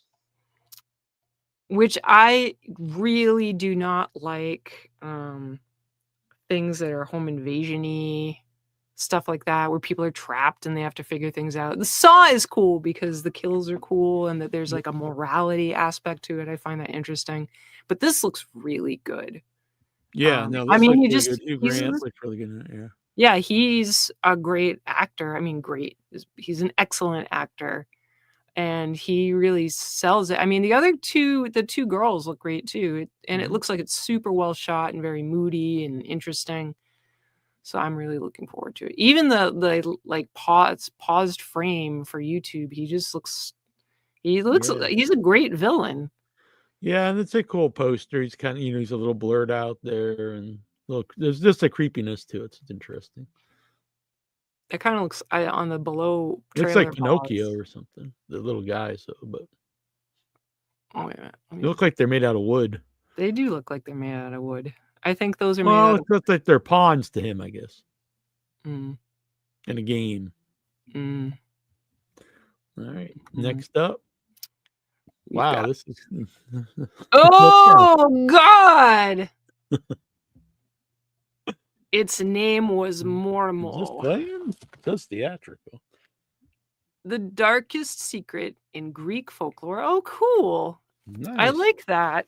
I don't know if we've here in America, if us average, just regular everyday white New Englanders, I don't think I've ever seen anything for Greek. Well, Greek folklore would be I wonder how different it is from mythology, because they're not the same. That's But I true. wonder if there are elements that cross over. I'm very curious. Very curious. So, limited theatrical release. A young family's life unravels into chaos as a sinister presence targets each member in its own malicious manner. Through the lens of police evidence, Mark, Diana, and Mia endure the torment of a demon deeply rooted in Greek mythology. All right, Greek mythology. Cool. I'll Yeah, look forward sounds to that good. trailer. Wish y'all could. I wish we. But you know how to find it, right? We're Yeah. naming off the list. Find trailers, investigate them, see what's interesting, pursue. I don't see it playing. I thought maybe it would play somewhere. So I like the posters. Very creepy. It's very creepy. Number 7 is Meanwhile on Earth. Hmm. This is actually playing at the MC. I just saw it on here. Oh, cool. It's only playing one time though. But it's good that it's got a release. So limited theatrical release. Elsa, who along with her family is struggling following the disappearance of her brother Frank, an astronaut who vanished during the first mission. While stargazing one night, Elsa is shocked to receive contact from Frank, but her joy is short-lived when she learns of the dark and troubling forces behind Frank's reappearance, forcing her to confront the lengths she will go for a brother she once feared was gone forever. It's Rosemary's Baby. The colors, yeah. The color and kind of like this cup shape. Yeah. It's nice. I like it. Yeah. All right. So I'm interested in that. I might go see that. Oh, what did I just do? Oh, What the hell are you doing, Iron Barrel? I don't know. Too many tabs. We have the Stepdaughter 2. I didn't know there was a Stepdaughter 1. I didn't know either. Tubi original. That's interesting. Oh, Tubi. I have criticism about Tubi nowadays, but I will reserve them. After surviving a violent showdown, a conniving teen breaks out of a hospital, determined to wreak havoc on her father's new wife and family. Huh. Violent showdown. Yeah, I've never heard of the Stepdaughter. So my survivant showdown. I'm just curious. Like, what was the showdown? She breaks out of a hospital. Like I was in a car accident, or I am hospitalized for my mental health challenges. And apparently Could she be was that for this wife kind of and movie, family. Tubi. Oh, Tubi or not Tubi. But the poster kind of looks like it's just put together with like some clip art. yeah, the hand isn't Yeah, yeah. Because it's not even in the right. Like everything is photoshopped like this, like bit by bit. Yeah. Yes. The next one here. Look at that. This looks like my kind of movie. Yeah, the title is really funny. I have a feeling I know what kind of death these people get. A Very Flattened Christmas. Now, I love Christmas horror. This looks like something I'm into. This will be on demand. Too bad this isn't playing at the theater. It played at some festivals. One of the festivals it played at was the Cannabis Culture Film Fest. Oh my god. Christmas at a roadkill collection company gets bloody as employees are killed off one by one by an evil reindeer who is dead set on killing them all. Will they figure out who the killer is, or will they all be flattened? I like it. I feel like he's smashing them. Slashers. We need I don't. slashers. Yes. Yes, he's got the flat. I'm sure he does the digging part of like cut with that, but I imagine he's just like swamping them with the dull. This looks like a movie right up Matt Skinner's alley. If Matt Skinner's out there Right? watching, yeah, That looks great. The poster art's very silly, yeah, I'm a fan. No, I'm a fan of this. It looks good. but this reindeer. Uh-huh. I'm Yeah. really, before we go there, just like, what is a roadkill collection company? Is that don't know, some I guess- bullshit they made up, or is it a real thing? Well, I'm maybe curious. depending what part of the country you are, maybe that's like a useful thing if there's a lot of roadkill. You know what I'm saying? I don't know. Yeah, okay. All right. What do we got over here? Boom, boom, boom. Afraid. Oh, it's AI. Afraid. I wonder if they made the cover with AI or if they wrote it with AI. We'll see. Be careful what you let in. Curtis John Cho and his family are selected to test a revolutionary new home device, a digital family assistant called AIA. Taking smart home to the next level, once the unit and all its sensors and cameras are installed in their home, AIA seems able to do it all. She learns the family's behaviors and begins to anticipate their needs. And she can make sure nothing and no one gets in her family's way. Curious. There's Bloomhouse. I usually don't like their stuff, but as it says there, producers of Megan and the Black Phone, those are two. Bloomhouse I did like. So Yeah, the poor little boy. Oh. he is, as they say, afraid. All right. Well, I'm interested to find out more. I would find out more. Apartment 7A. Ooh. I've actually some friends been watching this. I believe it's a prequel to Rosemary's Baby. I was just about to start watching this. It even says that on the top. Yeah. Yeah. An ambitious young dancer, Terry Gianfrio, dreams of fame and fortune in New York City, but after suffering a devastating injury, an older wealthy couple Diane West plays one. Welcomes her into their home in the luxury apartment building, the Bramford. When fellow resident and influential Broadway producer offers her another chance at fame, it seems that all their dreams are finally coming true. However, after an evening she can't fully remember, disturbing circumstances soon have her second-guessing the sacrifices she's willing to make for her career, as she realizes that something evil is living not only in apartment 7A, but in the Bramford itself. Well, I definitely have to watch this. Yeah. Love Rosemary's Baby. Who doesn't? Who doesn't? Yeah. We have Ash and Dust. Cold, brutal, and incredibly good, says Showbeast.com. Two small town couples find themselves caught up in a game of death at the hands of a vicious gang after they discover a mysterious box buried long ago. Not much about that, which is good though. It keeps you yeah. I don't know. I kind of like the cover and I kind of don't at the same time. I like that it's it does make me feel cold. I'll say that. It does make me think of cold. I like the blood. I like the design of it, not even as like a horror poster. Yeah, it looks like a game to me. Cool. Yeah. Looking down the swath of red. Okay, next is I missed this one at the theater and I heard a lot of great things about it. Christian Slater. Look at this all-star cast. Wow. Yeah.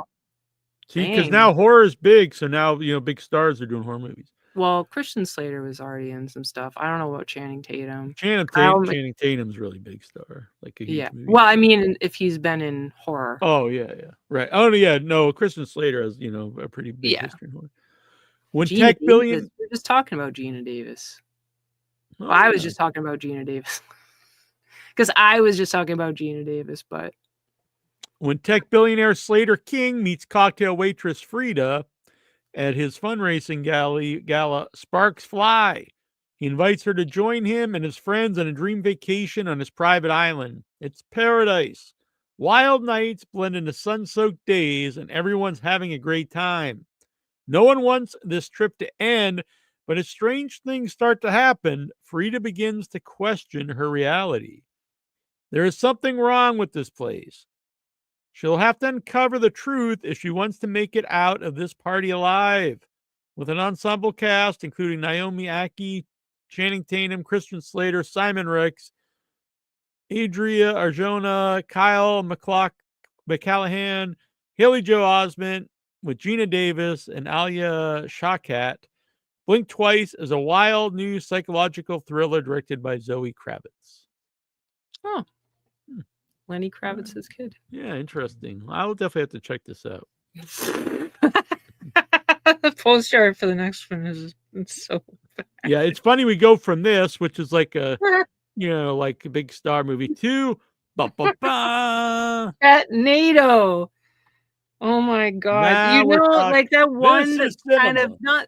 not the foreground one so much as the one right behind it. It was just this totally normal cat just hanging out, and then they flip that on it. Oh my god. This is cinema. The forecast is clawful. What is it, like a mailbox? Why bother? It's a fucking city. Why? Do you see it all the way to the left? It's Oh rusty, yeah, kind of yeah. little And it's windows. not a city mail. It's not like a big blue No. mail, but it's like a mailbox from like a suburb. It's like Makes around no sense. where I You know live. what? It came in the tornado. Yeah, this is Tornado just sucks things it's and just keeps a them bunch going. of it's a bunch of clip art. Look at that. The world faces a horrific onslaught of tornadoes, each unleashing spiraling hordes of enraged and deadly cats upon humanity. As chaos reigns, a disparate group of individuals have one mission: to stop this feline fury. But against such odds, and with only one life to spare per person, their battle becomes a catastrophic struggle to weather the storm. Boom, yeah. And when the fur flies, it will be a meow-sucker. Bad. I knew you would. I don't want to punch you every time you do that. I just want to just punch. I do. I hate it so much. It's like rage. There's not a lot of things that have this instant like, anger, but that's one of them. I'll kill you. Don't make me drive to get you. I have to modulate my voice to do it because right now it's not. I have to change up the voice. Anyway, next up is we go from Catnado to The Crow, which was like I was like, I'm giving this movie a shot. I did not go see it, but I was like, I'm giving it a shot. Everyone's like, this looks terrible. Then they went to see it, and then they thought, this is terrible. I don't think anyone liked this movie. This is soulmates Eric and Shelley are brutally murdered when the demons of her dark past catch up with them. Given the chance to save his true love by sacrificing himself, Eric sets out to seek merciless revenge on their killers, traversing the worlds of the living and the dead to put the wrong things right. I still need to see it. I'll see it at some point. I don't want to buy it. That there was some issues with production, and that one of our recenter guests was going to be directing this, and then that changed. Right, that's right. For years he was involved, I think he said. Yes. It was the guy who did the F. Javier. Yeah. Yeah. Javier. Yeah. This is a good guy. Yeah. So maybe he lucked out. Yeah, I've I got honestly, this is something else one to that do, guys. I don't think I've heard anything good about it, honestly. Yeah, he checked out. Good for you, Javier, to avoid. Well, maybe he thought it was great, but I guess James Barrow, the guy that originally made The Crow. Oh yeah, he like really just trash it. Yeah. I just want to see before we pass. I want to be at least. I can't remember. All right. Let's see. Dark Cloud. Blu-ray disc. Shortest description of all. Dark Cloud. All right, there's all tubes and shit coming off this person. There's some weird tracking camera shit. There's almost some other thing. At first, like, look, it's like I thought it was wings, but yeah, they're trying to mess with you. What kind of AI angel is this, anyways? Powerful and shocking. It's sci-fi at its best.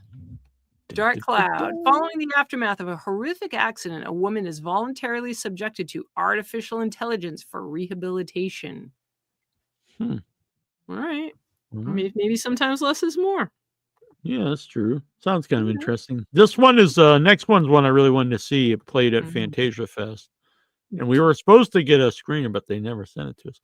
And that is Frankie Frico. Oh my god! After calling a late night party hotline that promises out of this world fun, uptight yuppie Connor Sweeney must battle the pint-sized forces of evil unleashed through his phone line, led by the maniacal rock and roll goblin Frankie Frico. Hell yeah! Oh my god! I have to assume this creature being laying down in front with his studded belt and spiked bracelet. That's got to be Frico. Yeah, he looks like. What is this guy? All right, there's many things in this that I'm curious about. One of them is this like they're both doing it. There's a lot of happening in this. But I was looking at the Mo Howard haircut. What is he even holding? Dynamite, I think. Is it? I don't know. But it's also made by multiple-time former guest Steve Kostansky from... oh, that makes sense. Yeah. Cool. So I need to see this. This looks like my kind of movie. Oh, my goodness. Scrolling down to the trailer, Frankie Frico looks cool. Yeah, he looks awesome. Cool puppet. This is looks like very practical effects. Awesome. It looks really cool. I'm definitely gonna have to be watching that. Yeah, we need to. I'm gonna try to get back in touch with them and see if we can get this excellent. That would be fantastic. Yes, because it looks sweet. Next one's got a pretty wild poster. It's pretty this intense. one I played the trailer for earlier, so they'd sent it to us. Interesting. Wow, that's a great poster. Yeah. Am I reading this? Yeah. Yes. All right. In the shining early example of what would be would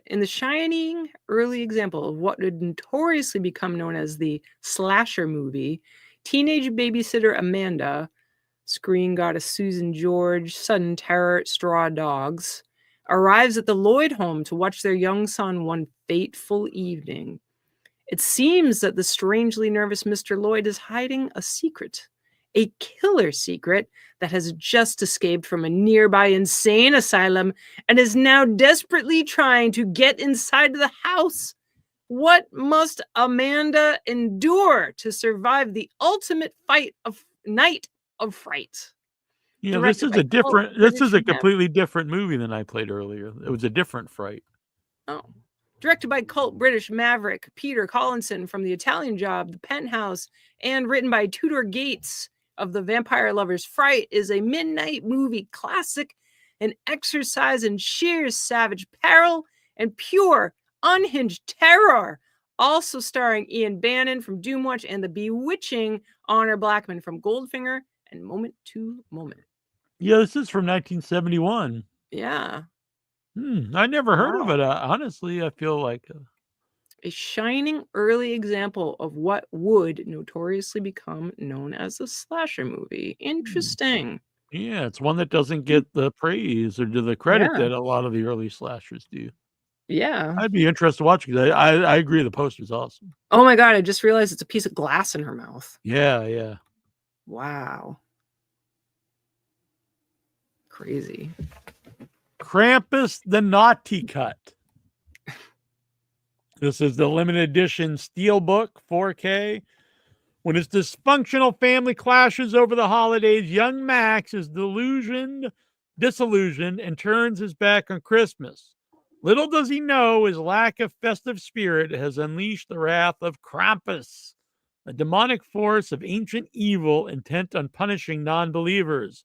All hell breaks loose as a beloved holiday icon takes on a monstrous life of their own, laying siege to the fractured family's home and forcing them to fight for each other if they hope to survive. Featuring ensemble cast includes Adam Scott, Toni Collette, Allison Tolman, and David Kushner. Krampus the Naughty Cut restores key dialogue and scenes that had to be trimmed from the original theatrical release in order to appease the MPAA.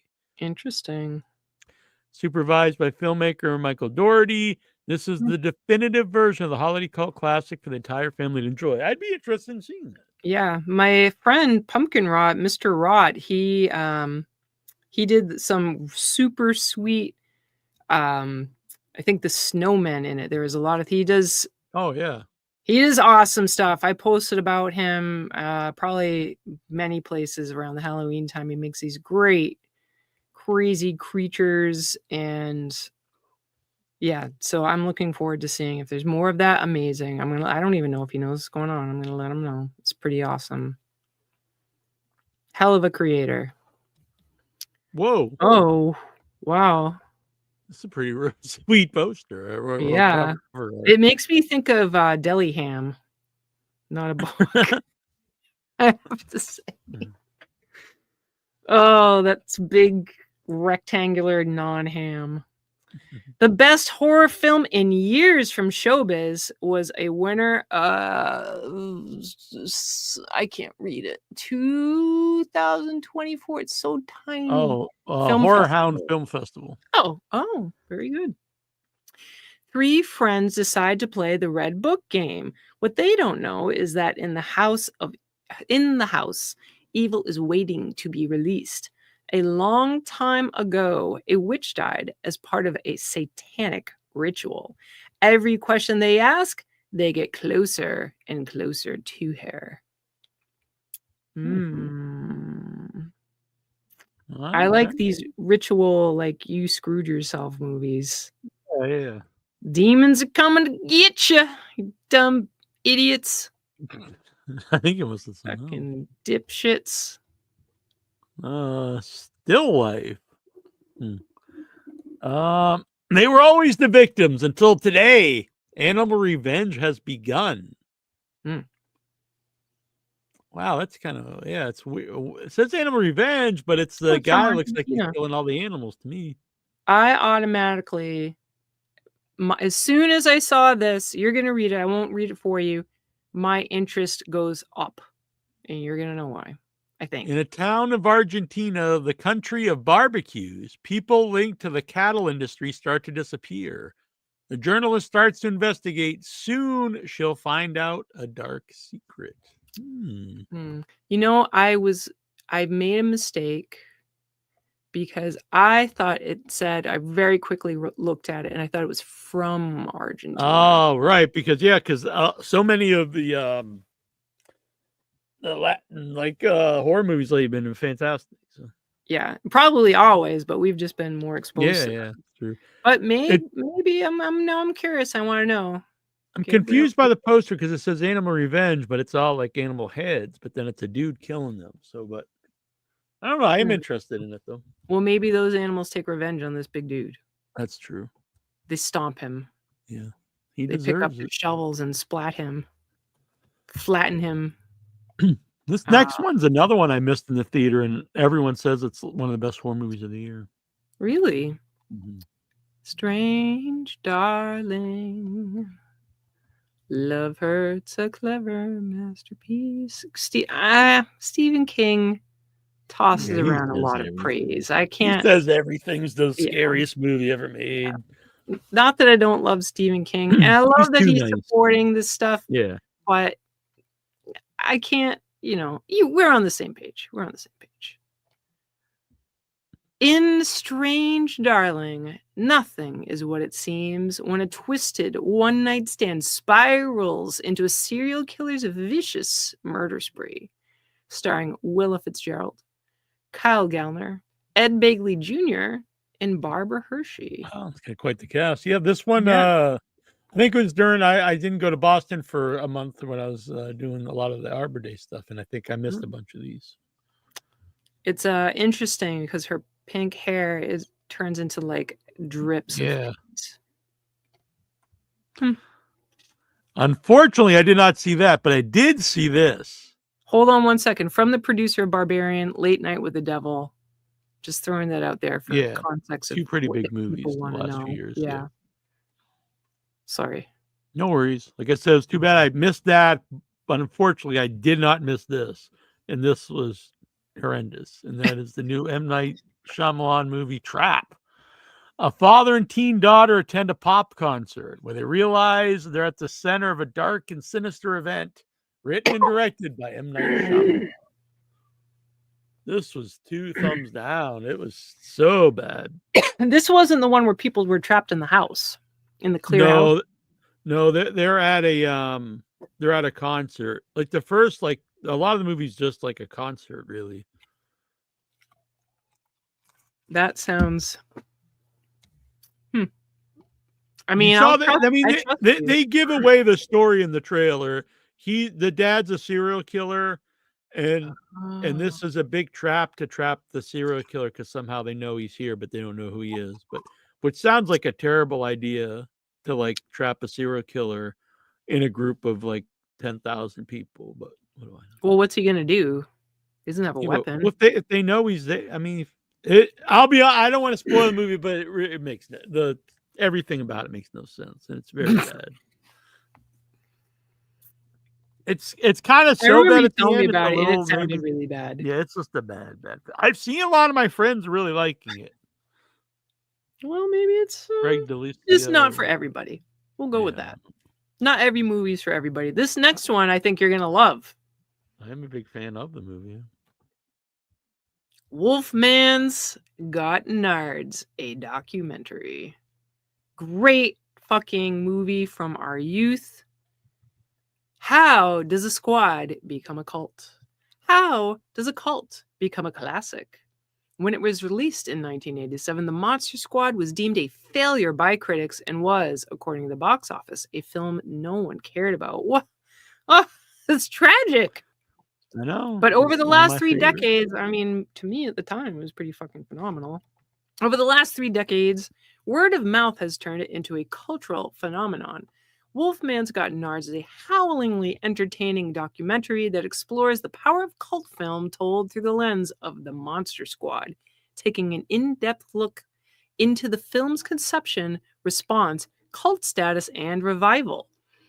Through interviews with cast, crew, screenwriters, directors, academics, and original reviewers as well, as through never-before-seen footage, it turns the lens of an audience of self-proclaimed misfits, including celebrities and filmmakers who have kept the Monster Squad alive for more than 30 years. Directed by Andre Gower, who starred as squad member Sean Crenshaw in the original movie. The special edition, loaded with the new extras, is a must-own for all fans of the Monster Squad, which I certainly am. The movie's phenomenal. Mm-hmm. It's one of my favorites. And so I saw the premiere of this movie at Fright Fest in London years ago with Andre Gower himself here. I have a picture here. Oh, look at that. Pointing to Jason's shirt.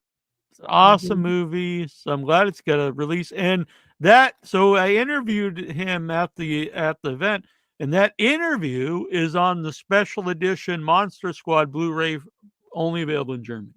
But Wow, that's pretty pretty sweet. cool. Yeah. Very nice.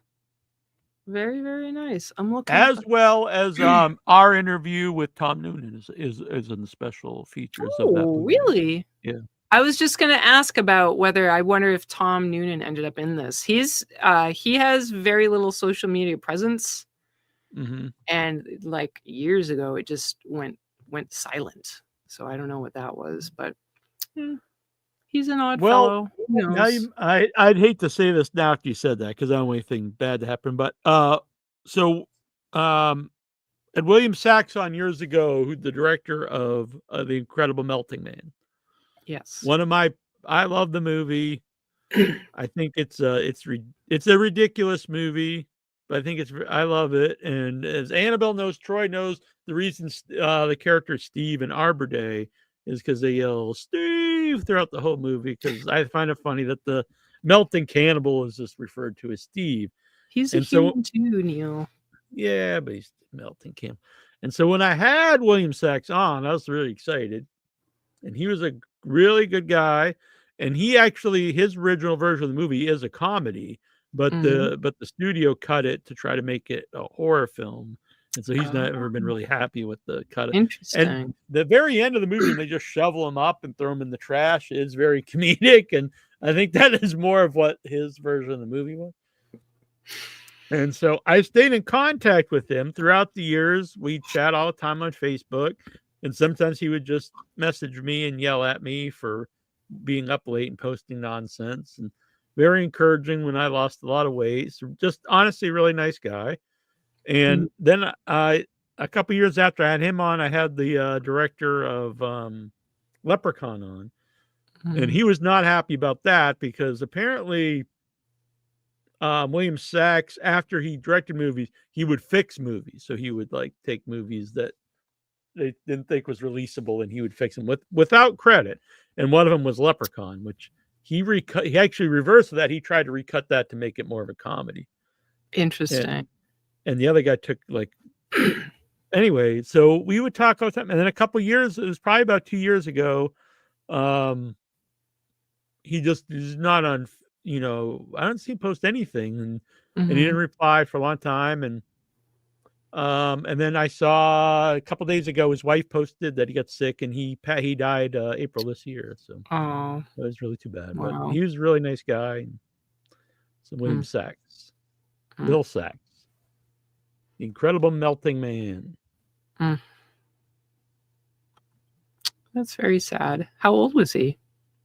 I mean, that's movies from the 70s, so I don't think he was super old though. Let me look him up. Oh, he's 82. So, well, not a young man. Yeah, really cool guy. Check out that interview.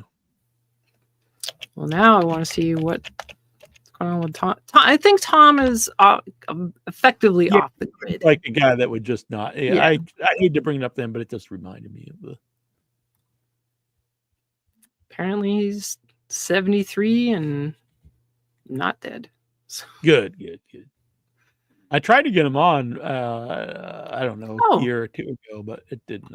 Back on, but it looks like he has been interviewed. Oh, really? Not very long ago. So that's cool. It looks like. I don't know. I'd have to start playing things, and I can't do that clearly on air. So there's a whole bunch of movies. Yeah. Some look interesting. Some it's like, well, whatever. I could watch them or not, but you never know. Sometimes those things you're like, I don't really know, end up being great, because we've been to movies that I thought were going to be awesome that I ended up really not being into. And sometimes you see things and you have no idea, and it ends up being one of your favorites. So exactly, you never know. So here's the we have a whole bonus on the Monster Squad Blu-ray of Without Your Head interviews. So it's got Ashley Bank, Tom Noonan, elevate this. Carl Thibault, Michael Reed McKay, and then the video interview. The other ones are audio interviews. Video interview with Andre Gower and Henry Darrow McComas, who's the producer. How is this not more promoted by you? It's a pretty big deal. Yeah, it's pretty wild. Yeah, well, you should put this out there more often. It's pretty sweet. Yeah, I'm proud to be part of Vera it. should get a copy of that and let us know. Oh, Vera. So long ago. What else is happening to keep us distracted? M. Night Shyamalan only has 2 ratings for his films, either excellent or terrible. Yeah, it's probably true, honestly. Which ones are the excellent ones is my question. The Sixth Sense, for sure.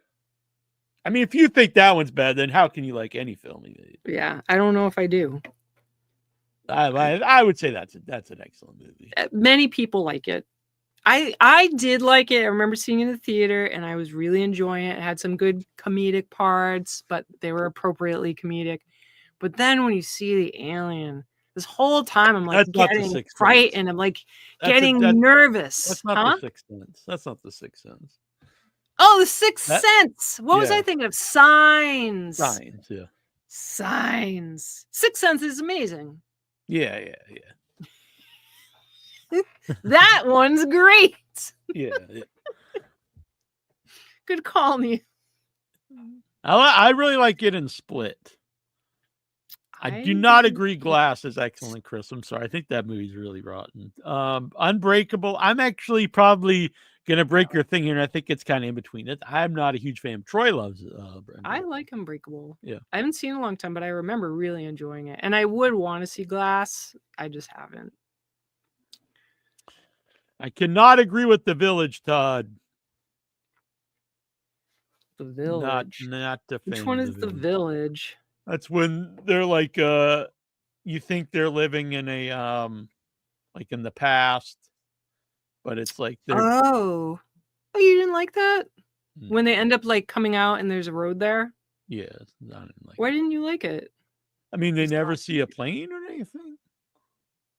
I mean, planes don't fly over everything. There are plane paths. You live right next. I see planes. Where you are, there are planes coming in from Europe and overseas. You're like in the direct path towards Boston. The worst is what aren't seeing Trap planes. is really bad. I don't like the movie. Trap is really. It's better than Trap. I'll give it that. It's better. Yeah. Trap is really rotten, and so is it the one where like the bush like shakes and you're supposed to be afraid. The Happening. The Happening is just oh my god. It's probably laughably bad. Did we see that together? The Happening? I don't think so. I don't think we knew each other yet. And Old is oh god, Old is bad. I can't see Old. I don't like these ageist movies. It's a really bad movie. Yeah, I don't like ageist stuff. It's not. I want to pick on his. God willing, we're all going to end up old, and you're going to feel differently about it when you're there. Let me tell you. I don't want to pick on his daughter, but his daughter's movie is really rotten too. Well, if it was his son, would you care? I want to pick on like his child is what I'm saying. Was his child? But honestly, his child probably wouldn't have ever made a movie if they weren't the child of M. Night Shyamalan. Yeah, like how old is this kid? Probably like 30. Well, I assume an adult. Yeah, it's not like an 8-year-old. Let's see here. Oh, this is really sad. Jonathan Hayes, he's Seymour in the original Little Shop of Horrors, passed away. He's 95, so he lived a good long life. I'm like thinking, damn, this man, good for him. We should start to celebrate old people's deaths. That's good, yeah. Good for him to make it so of long. life. And I hope he had a wonderful life. It said he made over 24 movies with Roger Corman. So he wasn't just, in the Little Shop of Horrors. That's cool. That's excellent. I hope he had a wonderful life. He had a long life. Hope he had a good end. 80 for Brady. That's a Tom Brady movie. 80 for Brady. 80 for Brady. I don't know this movie, but you talking about the plastic surgery, it makes me, I'm assuming that it's some elder that is desperate. And then just considering that made me think of one of our favorite movies, Brazil, where the lead's mom, what's her name? She was Mona in that bad show. 80 for Brady. What the fuck is this? Oh my goodness. 80 for Brady is a 2023 American sports comedy. A group of friends make their lifelong mission to go to the Super Bowl and meet NFL superstar Tom Brady. Oh my God. I think I can pass on that one.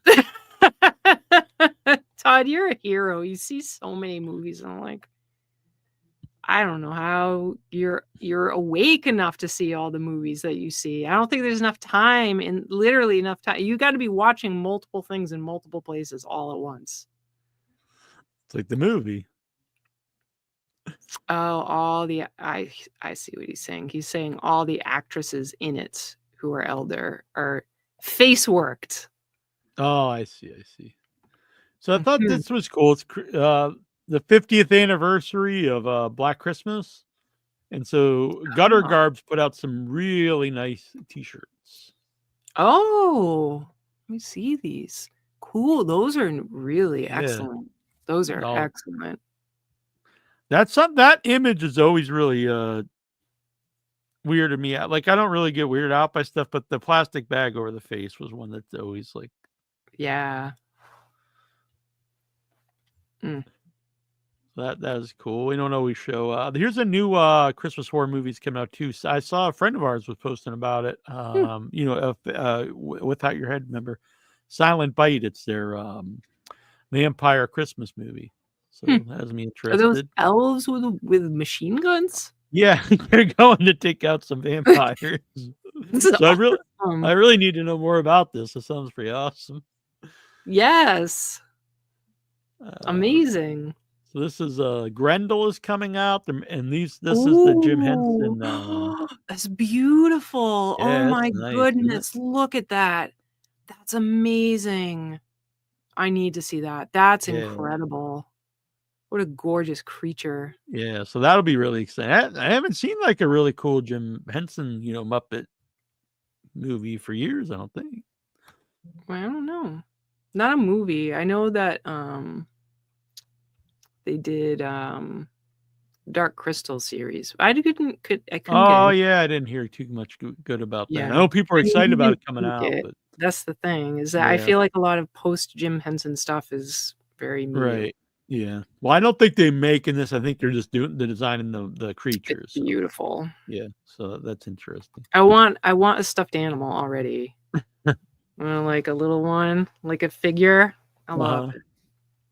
So a lot of people, I can't play all these trailers. We get too many, but I'll save them for coming weeks. But I'm going to show this one because I have it keyed up. And the name, I haven't watched the trailer yet, but the name, this was sent in, Scarecrows of the Third Reich. From the writer and director Troy Fritz. And the film stars Timothy Mantis and Diamond Troy Justice. I'm sure that's a pretty sweet name. At the end of World War II, Hitler ordered Operation Scarecrow to a small SS outpost in the Seelow Heights of Germany. Nobody knew of the existence of the clandestine operation until 70 years later, when FBI agent John Fox runs across a vigilante known as the Red Wolf. Ooh. After killing the Red Wolf, Agent Fox learned the shocking secret of Operation Scarecrow. Fox then travels to Germany and meets Pastor Gabriel, who unites Fox with a group of outlaws stuck. This is a group of outlaws stuck on an SS. That's the end of it. I don't understand what that means, but here we go. Okay, that sounds much different than what I was expecting. I'm wondering what this trailer is like now.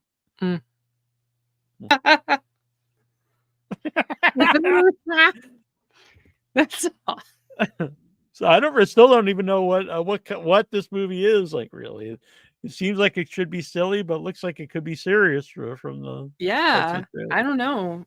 It looks very action-packed. Yeah. Packed with action.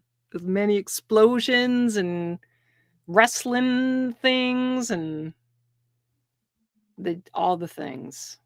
All of the very I will just throw it out there. It looks a little sausage festville. But yeah. Okay. There's a place for the sausage fest. And it is with Nazis. Yeah. Orphan 3's coming out. They're going to be making it, which I'm all about. I loved Orphan 2. That was sweet. Orphans? Yes. I'm fine with that being a series. Orphan 2 is really good. I think it was well made. It was funny, but also a good story. I think it was really clever.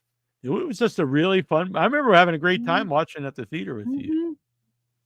I dig it. Yeah. So let's see. Street Trash. You ever have anybody from Orphan on? No, we were actually going to have the woman from Orphan, and then I think she started work on some other movie, which is. I think she started working quite a bit lately.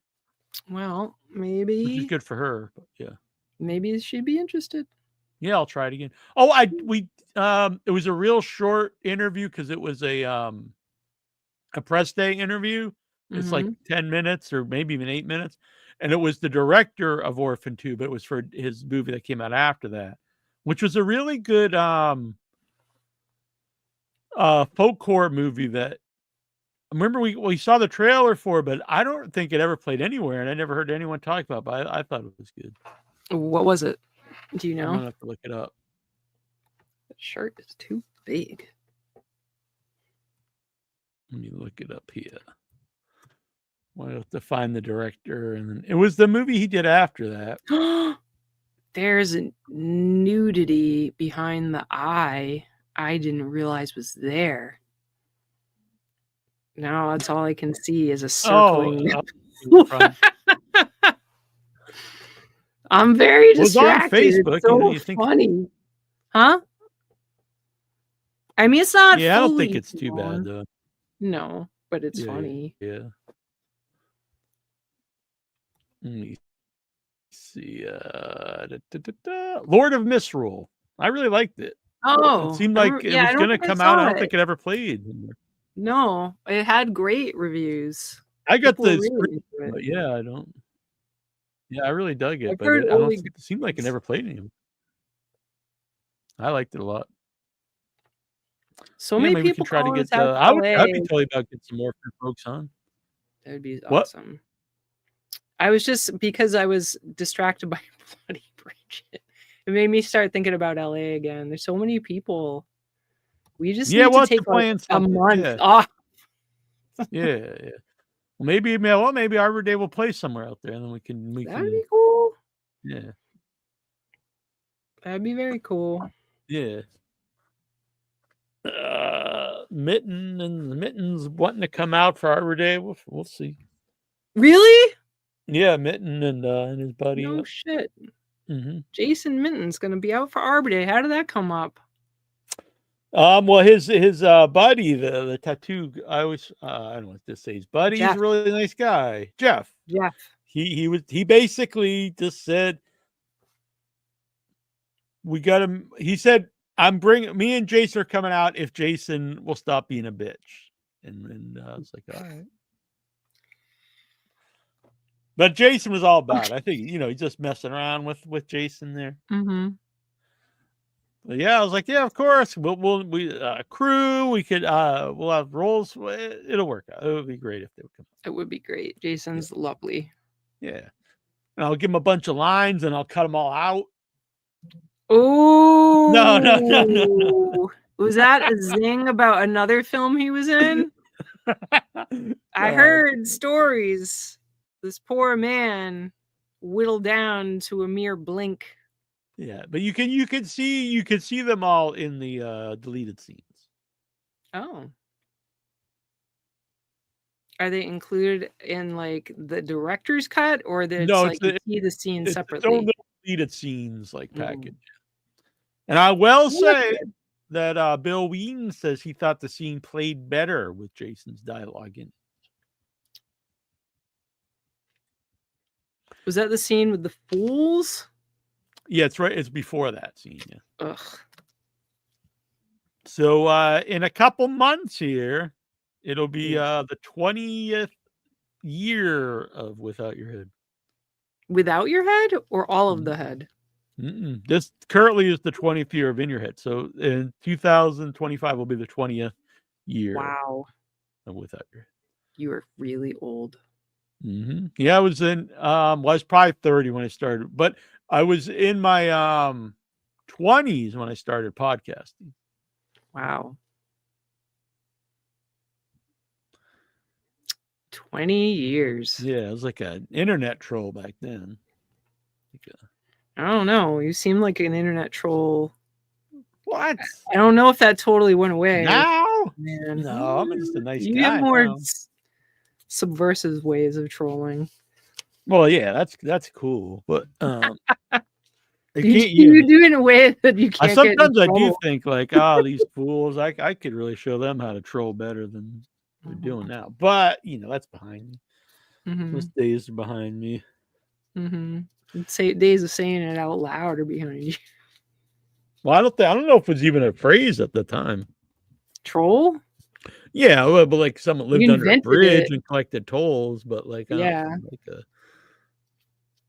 Oh, by the way, for some reason this would not connect to the Facebook group tonight, so we're not streaming on there. But it is best to come to the YouTube page. Definitely, YouTube all the way. Facebook's a lovely place, and that's great. But if you see us on Facebook, just take it as a sign. Head out to YouTube so you can join in the chat. Even if you don't interact, it's interesting to see what people have to say. And then if we're referring to stuff, you get the context, and it's great. And then you can ask questions if you're here with guests. We'll try to stay on top of what's going on in the chat with guests, so that if someone has something and we can insert it in, then we try to. Exactly. So. Neil, if you offer to give your friends a bunch of lines, you will make the wrong kind of friends. I don't know. What kind of friends you making with the Jason man offering him lines? No, he's the one who scared me straight off booze and then off cannabis. Well, he did it. How did he do it with alcohol? He did it. So we were at was the last time I was at Texas Frightmare, and he brought. Is honestly, I think I drank 30 nips. He brought this massive amount of nips. Yeah. And did he force them upon you? Yes, he opened my mouth, but we did a live video in the hotel. And so I tried all. I mean, I have the picture. I think actually the video is still up somewhere. And so I have a big waste packet just full of all of them. And then, so I didn't have anything to eat. And we went out to eat. Well, we didn't go out to eat. We went out. We actually went to a bar after that. And I actually don't remember. I don't remember. I got back to my hotel. I don't remember what happened. They told me that I broke a glass at the bar, which is very not like me. And they kicked us out. And then wow, like so I didn't know, like broke it. Yeah, I don't know. Yeah, I don't know. You don't know if it fell or if I don't know. It. Yeah, I don't know. But they kicked us out. So I assume. I don't think they'd kick you out if you just accidentally dropped something. I don't know. But well, you could have been like a sloppy drunk. Yeah, I just don't know. I don't know. And then the next day we were driving somewhere, and Jeff's girlfriend Rita was like, "Oh, that's where Neil gets stuck in the mud." And I was like, "Oh, they must know some other Neil." And then I was like, "Wait, what?" And they're like, "Oh yeah, last night we were walking back, and you were like, I'm stuck in the mud," and like I was like, "What the hell?" And I don't know. And so then I still drank some after, but I didn't drink any more that weekend. And then eventually, I just stopped drinking altogether. But and then I've not done any no edibles or cannabis of any kind after. No. He was trying to help you, and it was the woman He was doing that as a friend. I realize, but that's not a fun As a story if I just say some friend. other. I like Yeah, to blame but it all that's on not being Jason. fun. See, this is the troll part of Neil. he His will not. friend He who was would trying to have not a get mad good about that. time. He would not get mad about that. Well, I don't like painting your friends as if they're villains. That's not nice. I said he scared me straight. That's not necessarily a bad thing. Mm-hmm. Then he brought me to a prison. No. But yeah, that's what scared straight is. They bring the kids to the prison. Mm-hmm. Mm-hmm. It was an interesting time. You were well attended to by the three of us. Yeah, I actually have full memory of that. That was a weird. That was a worse experience in a lot of ways because I knew I knew exactly what was going on, but I just couldn't. It was more like my mind was totally fine, but physically I couldn't do what I wanted to do. So it was not a great. You did not appear totally fine mentally. I don't know, but I've total like this man needs Gator. I've total memory of the whole thing. It's a very weird experience. That is not a pleasant experience. No. So when you are out there, out and about in your Weedville, all y'all that use it, and you go as a middle-aged or older person to some dispensary, and you say to the woman, "I have a friend, help him feel good," and she's like, "This is for you." You make sure you know what you're getting into. Yeah, I think it was 1,500 milligrams, which is insane. How much did you have? The half of it, which is still that because normally you'd get a 5 milligram or maybe 50 if you're really doing heavy stuff or something. But that would be 750. That's just insane amount. And there was a time in Texas, in Atlanta, but we don't have to go down the road every time Neil gets super fun. Now I just drink black coffee. Actually, no, tonight I had Earl Grey. Earl Grey's good. Mm-hmm. Scared Straight. Neil Jones. Coffee monsters. My dentist. So, here's a quick story. So, not horror related, but a few weeks ago, I went to went in. I had a filling scheduled. I went in. They didn't do a new X-ray. They didn't do anything. It wasn't my normal dentist. Wasn't there? It was honestly like a kid, someone who's a student. I don't know if they're a student or whatever. Like an intern? Yeah, and I guess I don't know. And he he was there before when I was getting the crown, and he was taking pictures for his class. Mm-hmm. And this time it was just him and the assistant, and who's also very young. And so he didn't do X-ray or anything. He just said immediately, it was like, I think I want to send you to Watertown, which is very, very far away, to get a root canal and a crown. And I was like, okay. And it was weird because he didn't even look at my mouth or anything. I'm like, all right. And so I had to call there's a big long story, Watertown. They're like, well, no one does a root canal and a crown at the same time. I was like, I don't know. That's what the guy said. Well, no one does that, sir. But you have to come in for consultation, then come back for the root canal, then another consultation for the crown, then come back for the crown. We recommend you get the crown where you live because it's an hour and a half away from where you are. So anyway, go up there, see the specialist. He's like, what tooth hurts? And I was like, none of them. And he was kind of confused. And he's like, well, so he looked at the tooth. The kid also suggested to get a 3D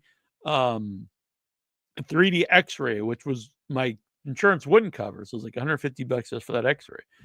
And so the specialist didn't do any of that. He looked at the tooth and he's like, I'm going to do this. He did a normal X-ray. And then he did this is going to hurt, but we got to test, the nerve in the tooth. So it's this super ice thing, like a glowing blue thing they put in your tooth. It fucking froze and hurt a lot, but it dissipated very quickly. He's like, well, that's actually a good sign. He said, if it continued to hurt, that'd be a bad sign. He's like, you don't need a root canal. So, and we're not going to do that. So, this week I had my cleaning, so I go in there, and so I know her well. She's very nice and asked me about my movies. I don't know if she remembers all about me, but she knows all this stuff. And she's like, "Oh, this old filling in your front, you should get it redone since you're in movies, so it'd be sparkle." I was like, "Okay." So anyway, and then so I was like, the last time I was here for the filling, they sent me to Watertown, blah blah. And she was confused, and she's looking at me. She's like, the whatever number. I was like, yeah. And she's like, "Well, you already had a filling on that tooth, like, last year. Why did you come?" I was like, "I don't know." And she's like, "Well, they must not have took it off, like your stuff Chart. that they already did off the chart that you already had the filling." But she's like, "I don't know why they would send you off to a specialist to get a root canal, because you don't need a filling. You definitely don't need a root canal." And she's like, "No wonder that guy was so confused, because I said he was really confused." And so she's like, "I'm gonna make sure it's off here so they don't try to give you another filling or root canal or anything." But you definitely didn't need a root canal. Don't even need a filling. Don't need a crown or anything. So so that kid almost had me do all kinds of stuff that was not needed. Medical of the day. Yeah. So clean the teeth. That was good. Mhm. Your teeth are doing good. Are you Yeah, gonna get she the was very sweet things impressed. that I've got that I'm not wearing right now? The aligners. I don't know. I have to look into it. You're But gonna she do it. said Do it while she's your very wisdom good teeth are out. with the home care. All my stuff's healed up nice. Mm-hmm. I said, "I don't really eat sugar." She said, "You can tell." I said, "All right." Oh. But I said, "I There do we drink a go. lot of coffee." I said, "Maybe that's why the old filling." She's like, "You can drink all the coffee you want. It's fine." You'll make your teeth yellower, but She's gonna buff them up so they're all sparkly. mm. So And I can be, because I said I haven't told her. I was like, "Well, I'm the star of the next movie, I'm the leading man." Mm-hmm. But it is funny. I hadn't seen her because last time I got to clean with someone else, so I haven't seen her in probably a couple of years. I don't know how they remember all this stuff. They probably see like 100 people a day. I'm just You're so just a fucking unique charismatic man. and memorable. Unique. I am man. very stupid too. I make a lot of stupid jokes. That's probably memorable. Some people really hate it. You also But wear there like are- these extreme horror shirts. I do that too. Actually. Yeah. You think you're pretty recognizable in your tiny town of Sandwich. Well, this is actually Mashpee. Oh, Mashpee. Mm-hmm. They're so full Yeah, of it's diversity. it's a big town in Mashpee. Mashpee. But anyway, yeah, things are fine. That's good. Tomorrow, Troy and I are going to go see some wrestling. Which Japan. ones? The AEW folks? New Japan. Oh. I actually forgot about it. He reminded me today. Oh. Well, tomorrow I will be getting out of work and probably working on Arbor Day. Hopefully my brushes come in the mail because I need brushes to continue the portrait of that guy. Oh, sweet. Gorashan. Yes. So I've come so far.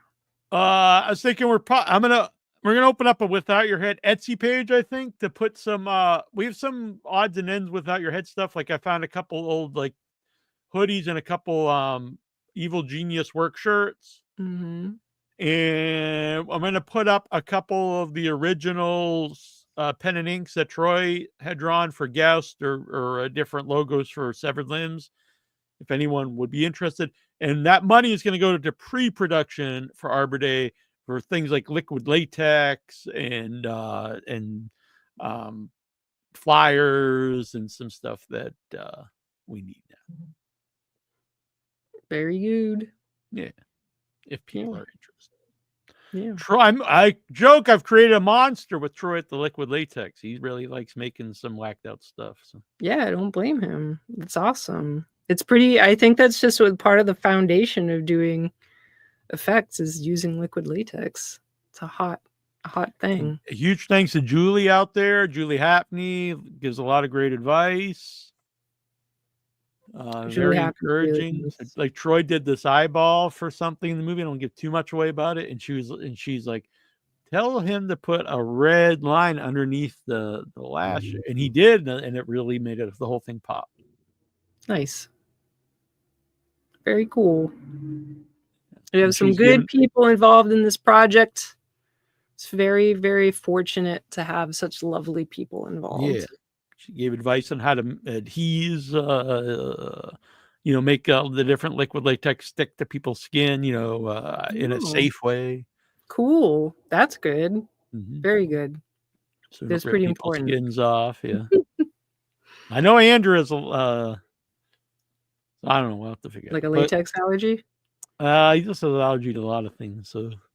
Well, I mean, latex is a thing, but there's ways around it. I'm sure he's not the only person in the world. Yeah. Just don't put latex props on him. Yeah, so I sewed him and me and Troy our Arbor Day bandanas. Very good. Well, there's a lot going on. Check out Arbor Days. There's a whole bunch of pictures of me and Annabelle as Steve and Lunadette from Halloween. Did you get those in the? No, I've got a whole. I guess send you the Dropbox link. Okay, that would be super. But I have them all saved. Super duper. You have them where? All saved. Very nice. Saved. Very good. I made some, animated GIFs and whatnot. They're very cool. They're very fun. Excellent. It was a good weekend. It was a great weekend. It was a very good time. Yes. Nice. Yeah. Yeah. So we'll be back next week with Johannes to talk about Solvent. And maybe we'll figure out. Yes. To be continued. Yeah. Watch for more information on the Facebook group, facebook.com/Believe Without Your Head Horror. Neil's got the TikToks and the IGs and all the things going on. You can also just do the bell on YouTube for a subscription so that anytime anything gets announced, the live shows get, there's like an announcement for the live shows so you can follow it. So then when it happens, you already got it. Yeah, there's all different kinds of ways if you want to stay posted and up to date. And you can become a Headite. It starts at only $3 a month now. You can join the there's a subscription here on YouTube I added, and you can it's just to help support the show. So I think it's time. Yeah, we're gonna get out of here. We'll be back next week. Follow us everywhere there is to be followed.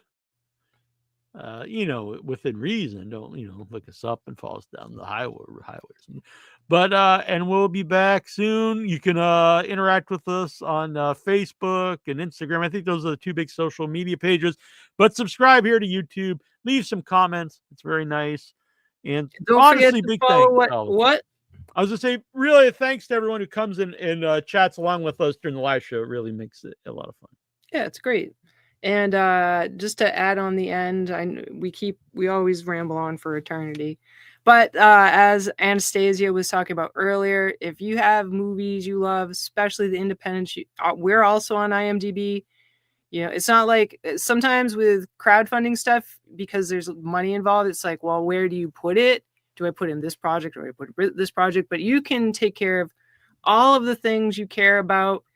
Go to IMDb, help out. It does matter. So, yeah, that can be your contribution. Even just that star rating. So thanks so much, everybody, for being here, supporting the show, enjoying what we do. Yeah. All right. It was good to see you. Good to see you. And thank you, Anastasia. And good luck to Troy coming back with a new computer. Till next time, this is Nasty Neal. This is Annabelle Lecter. It's no longer Nasty needing a reel. And this is without your head.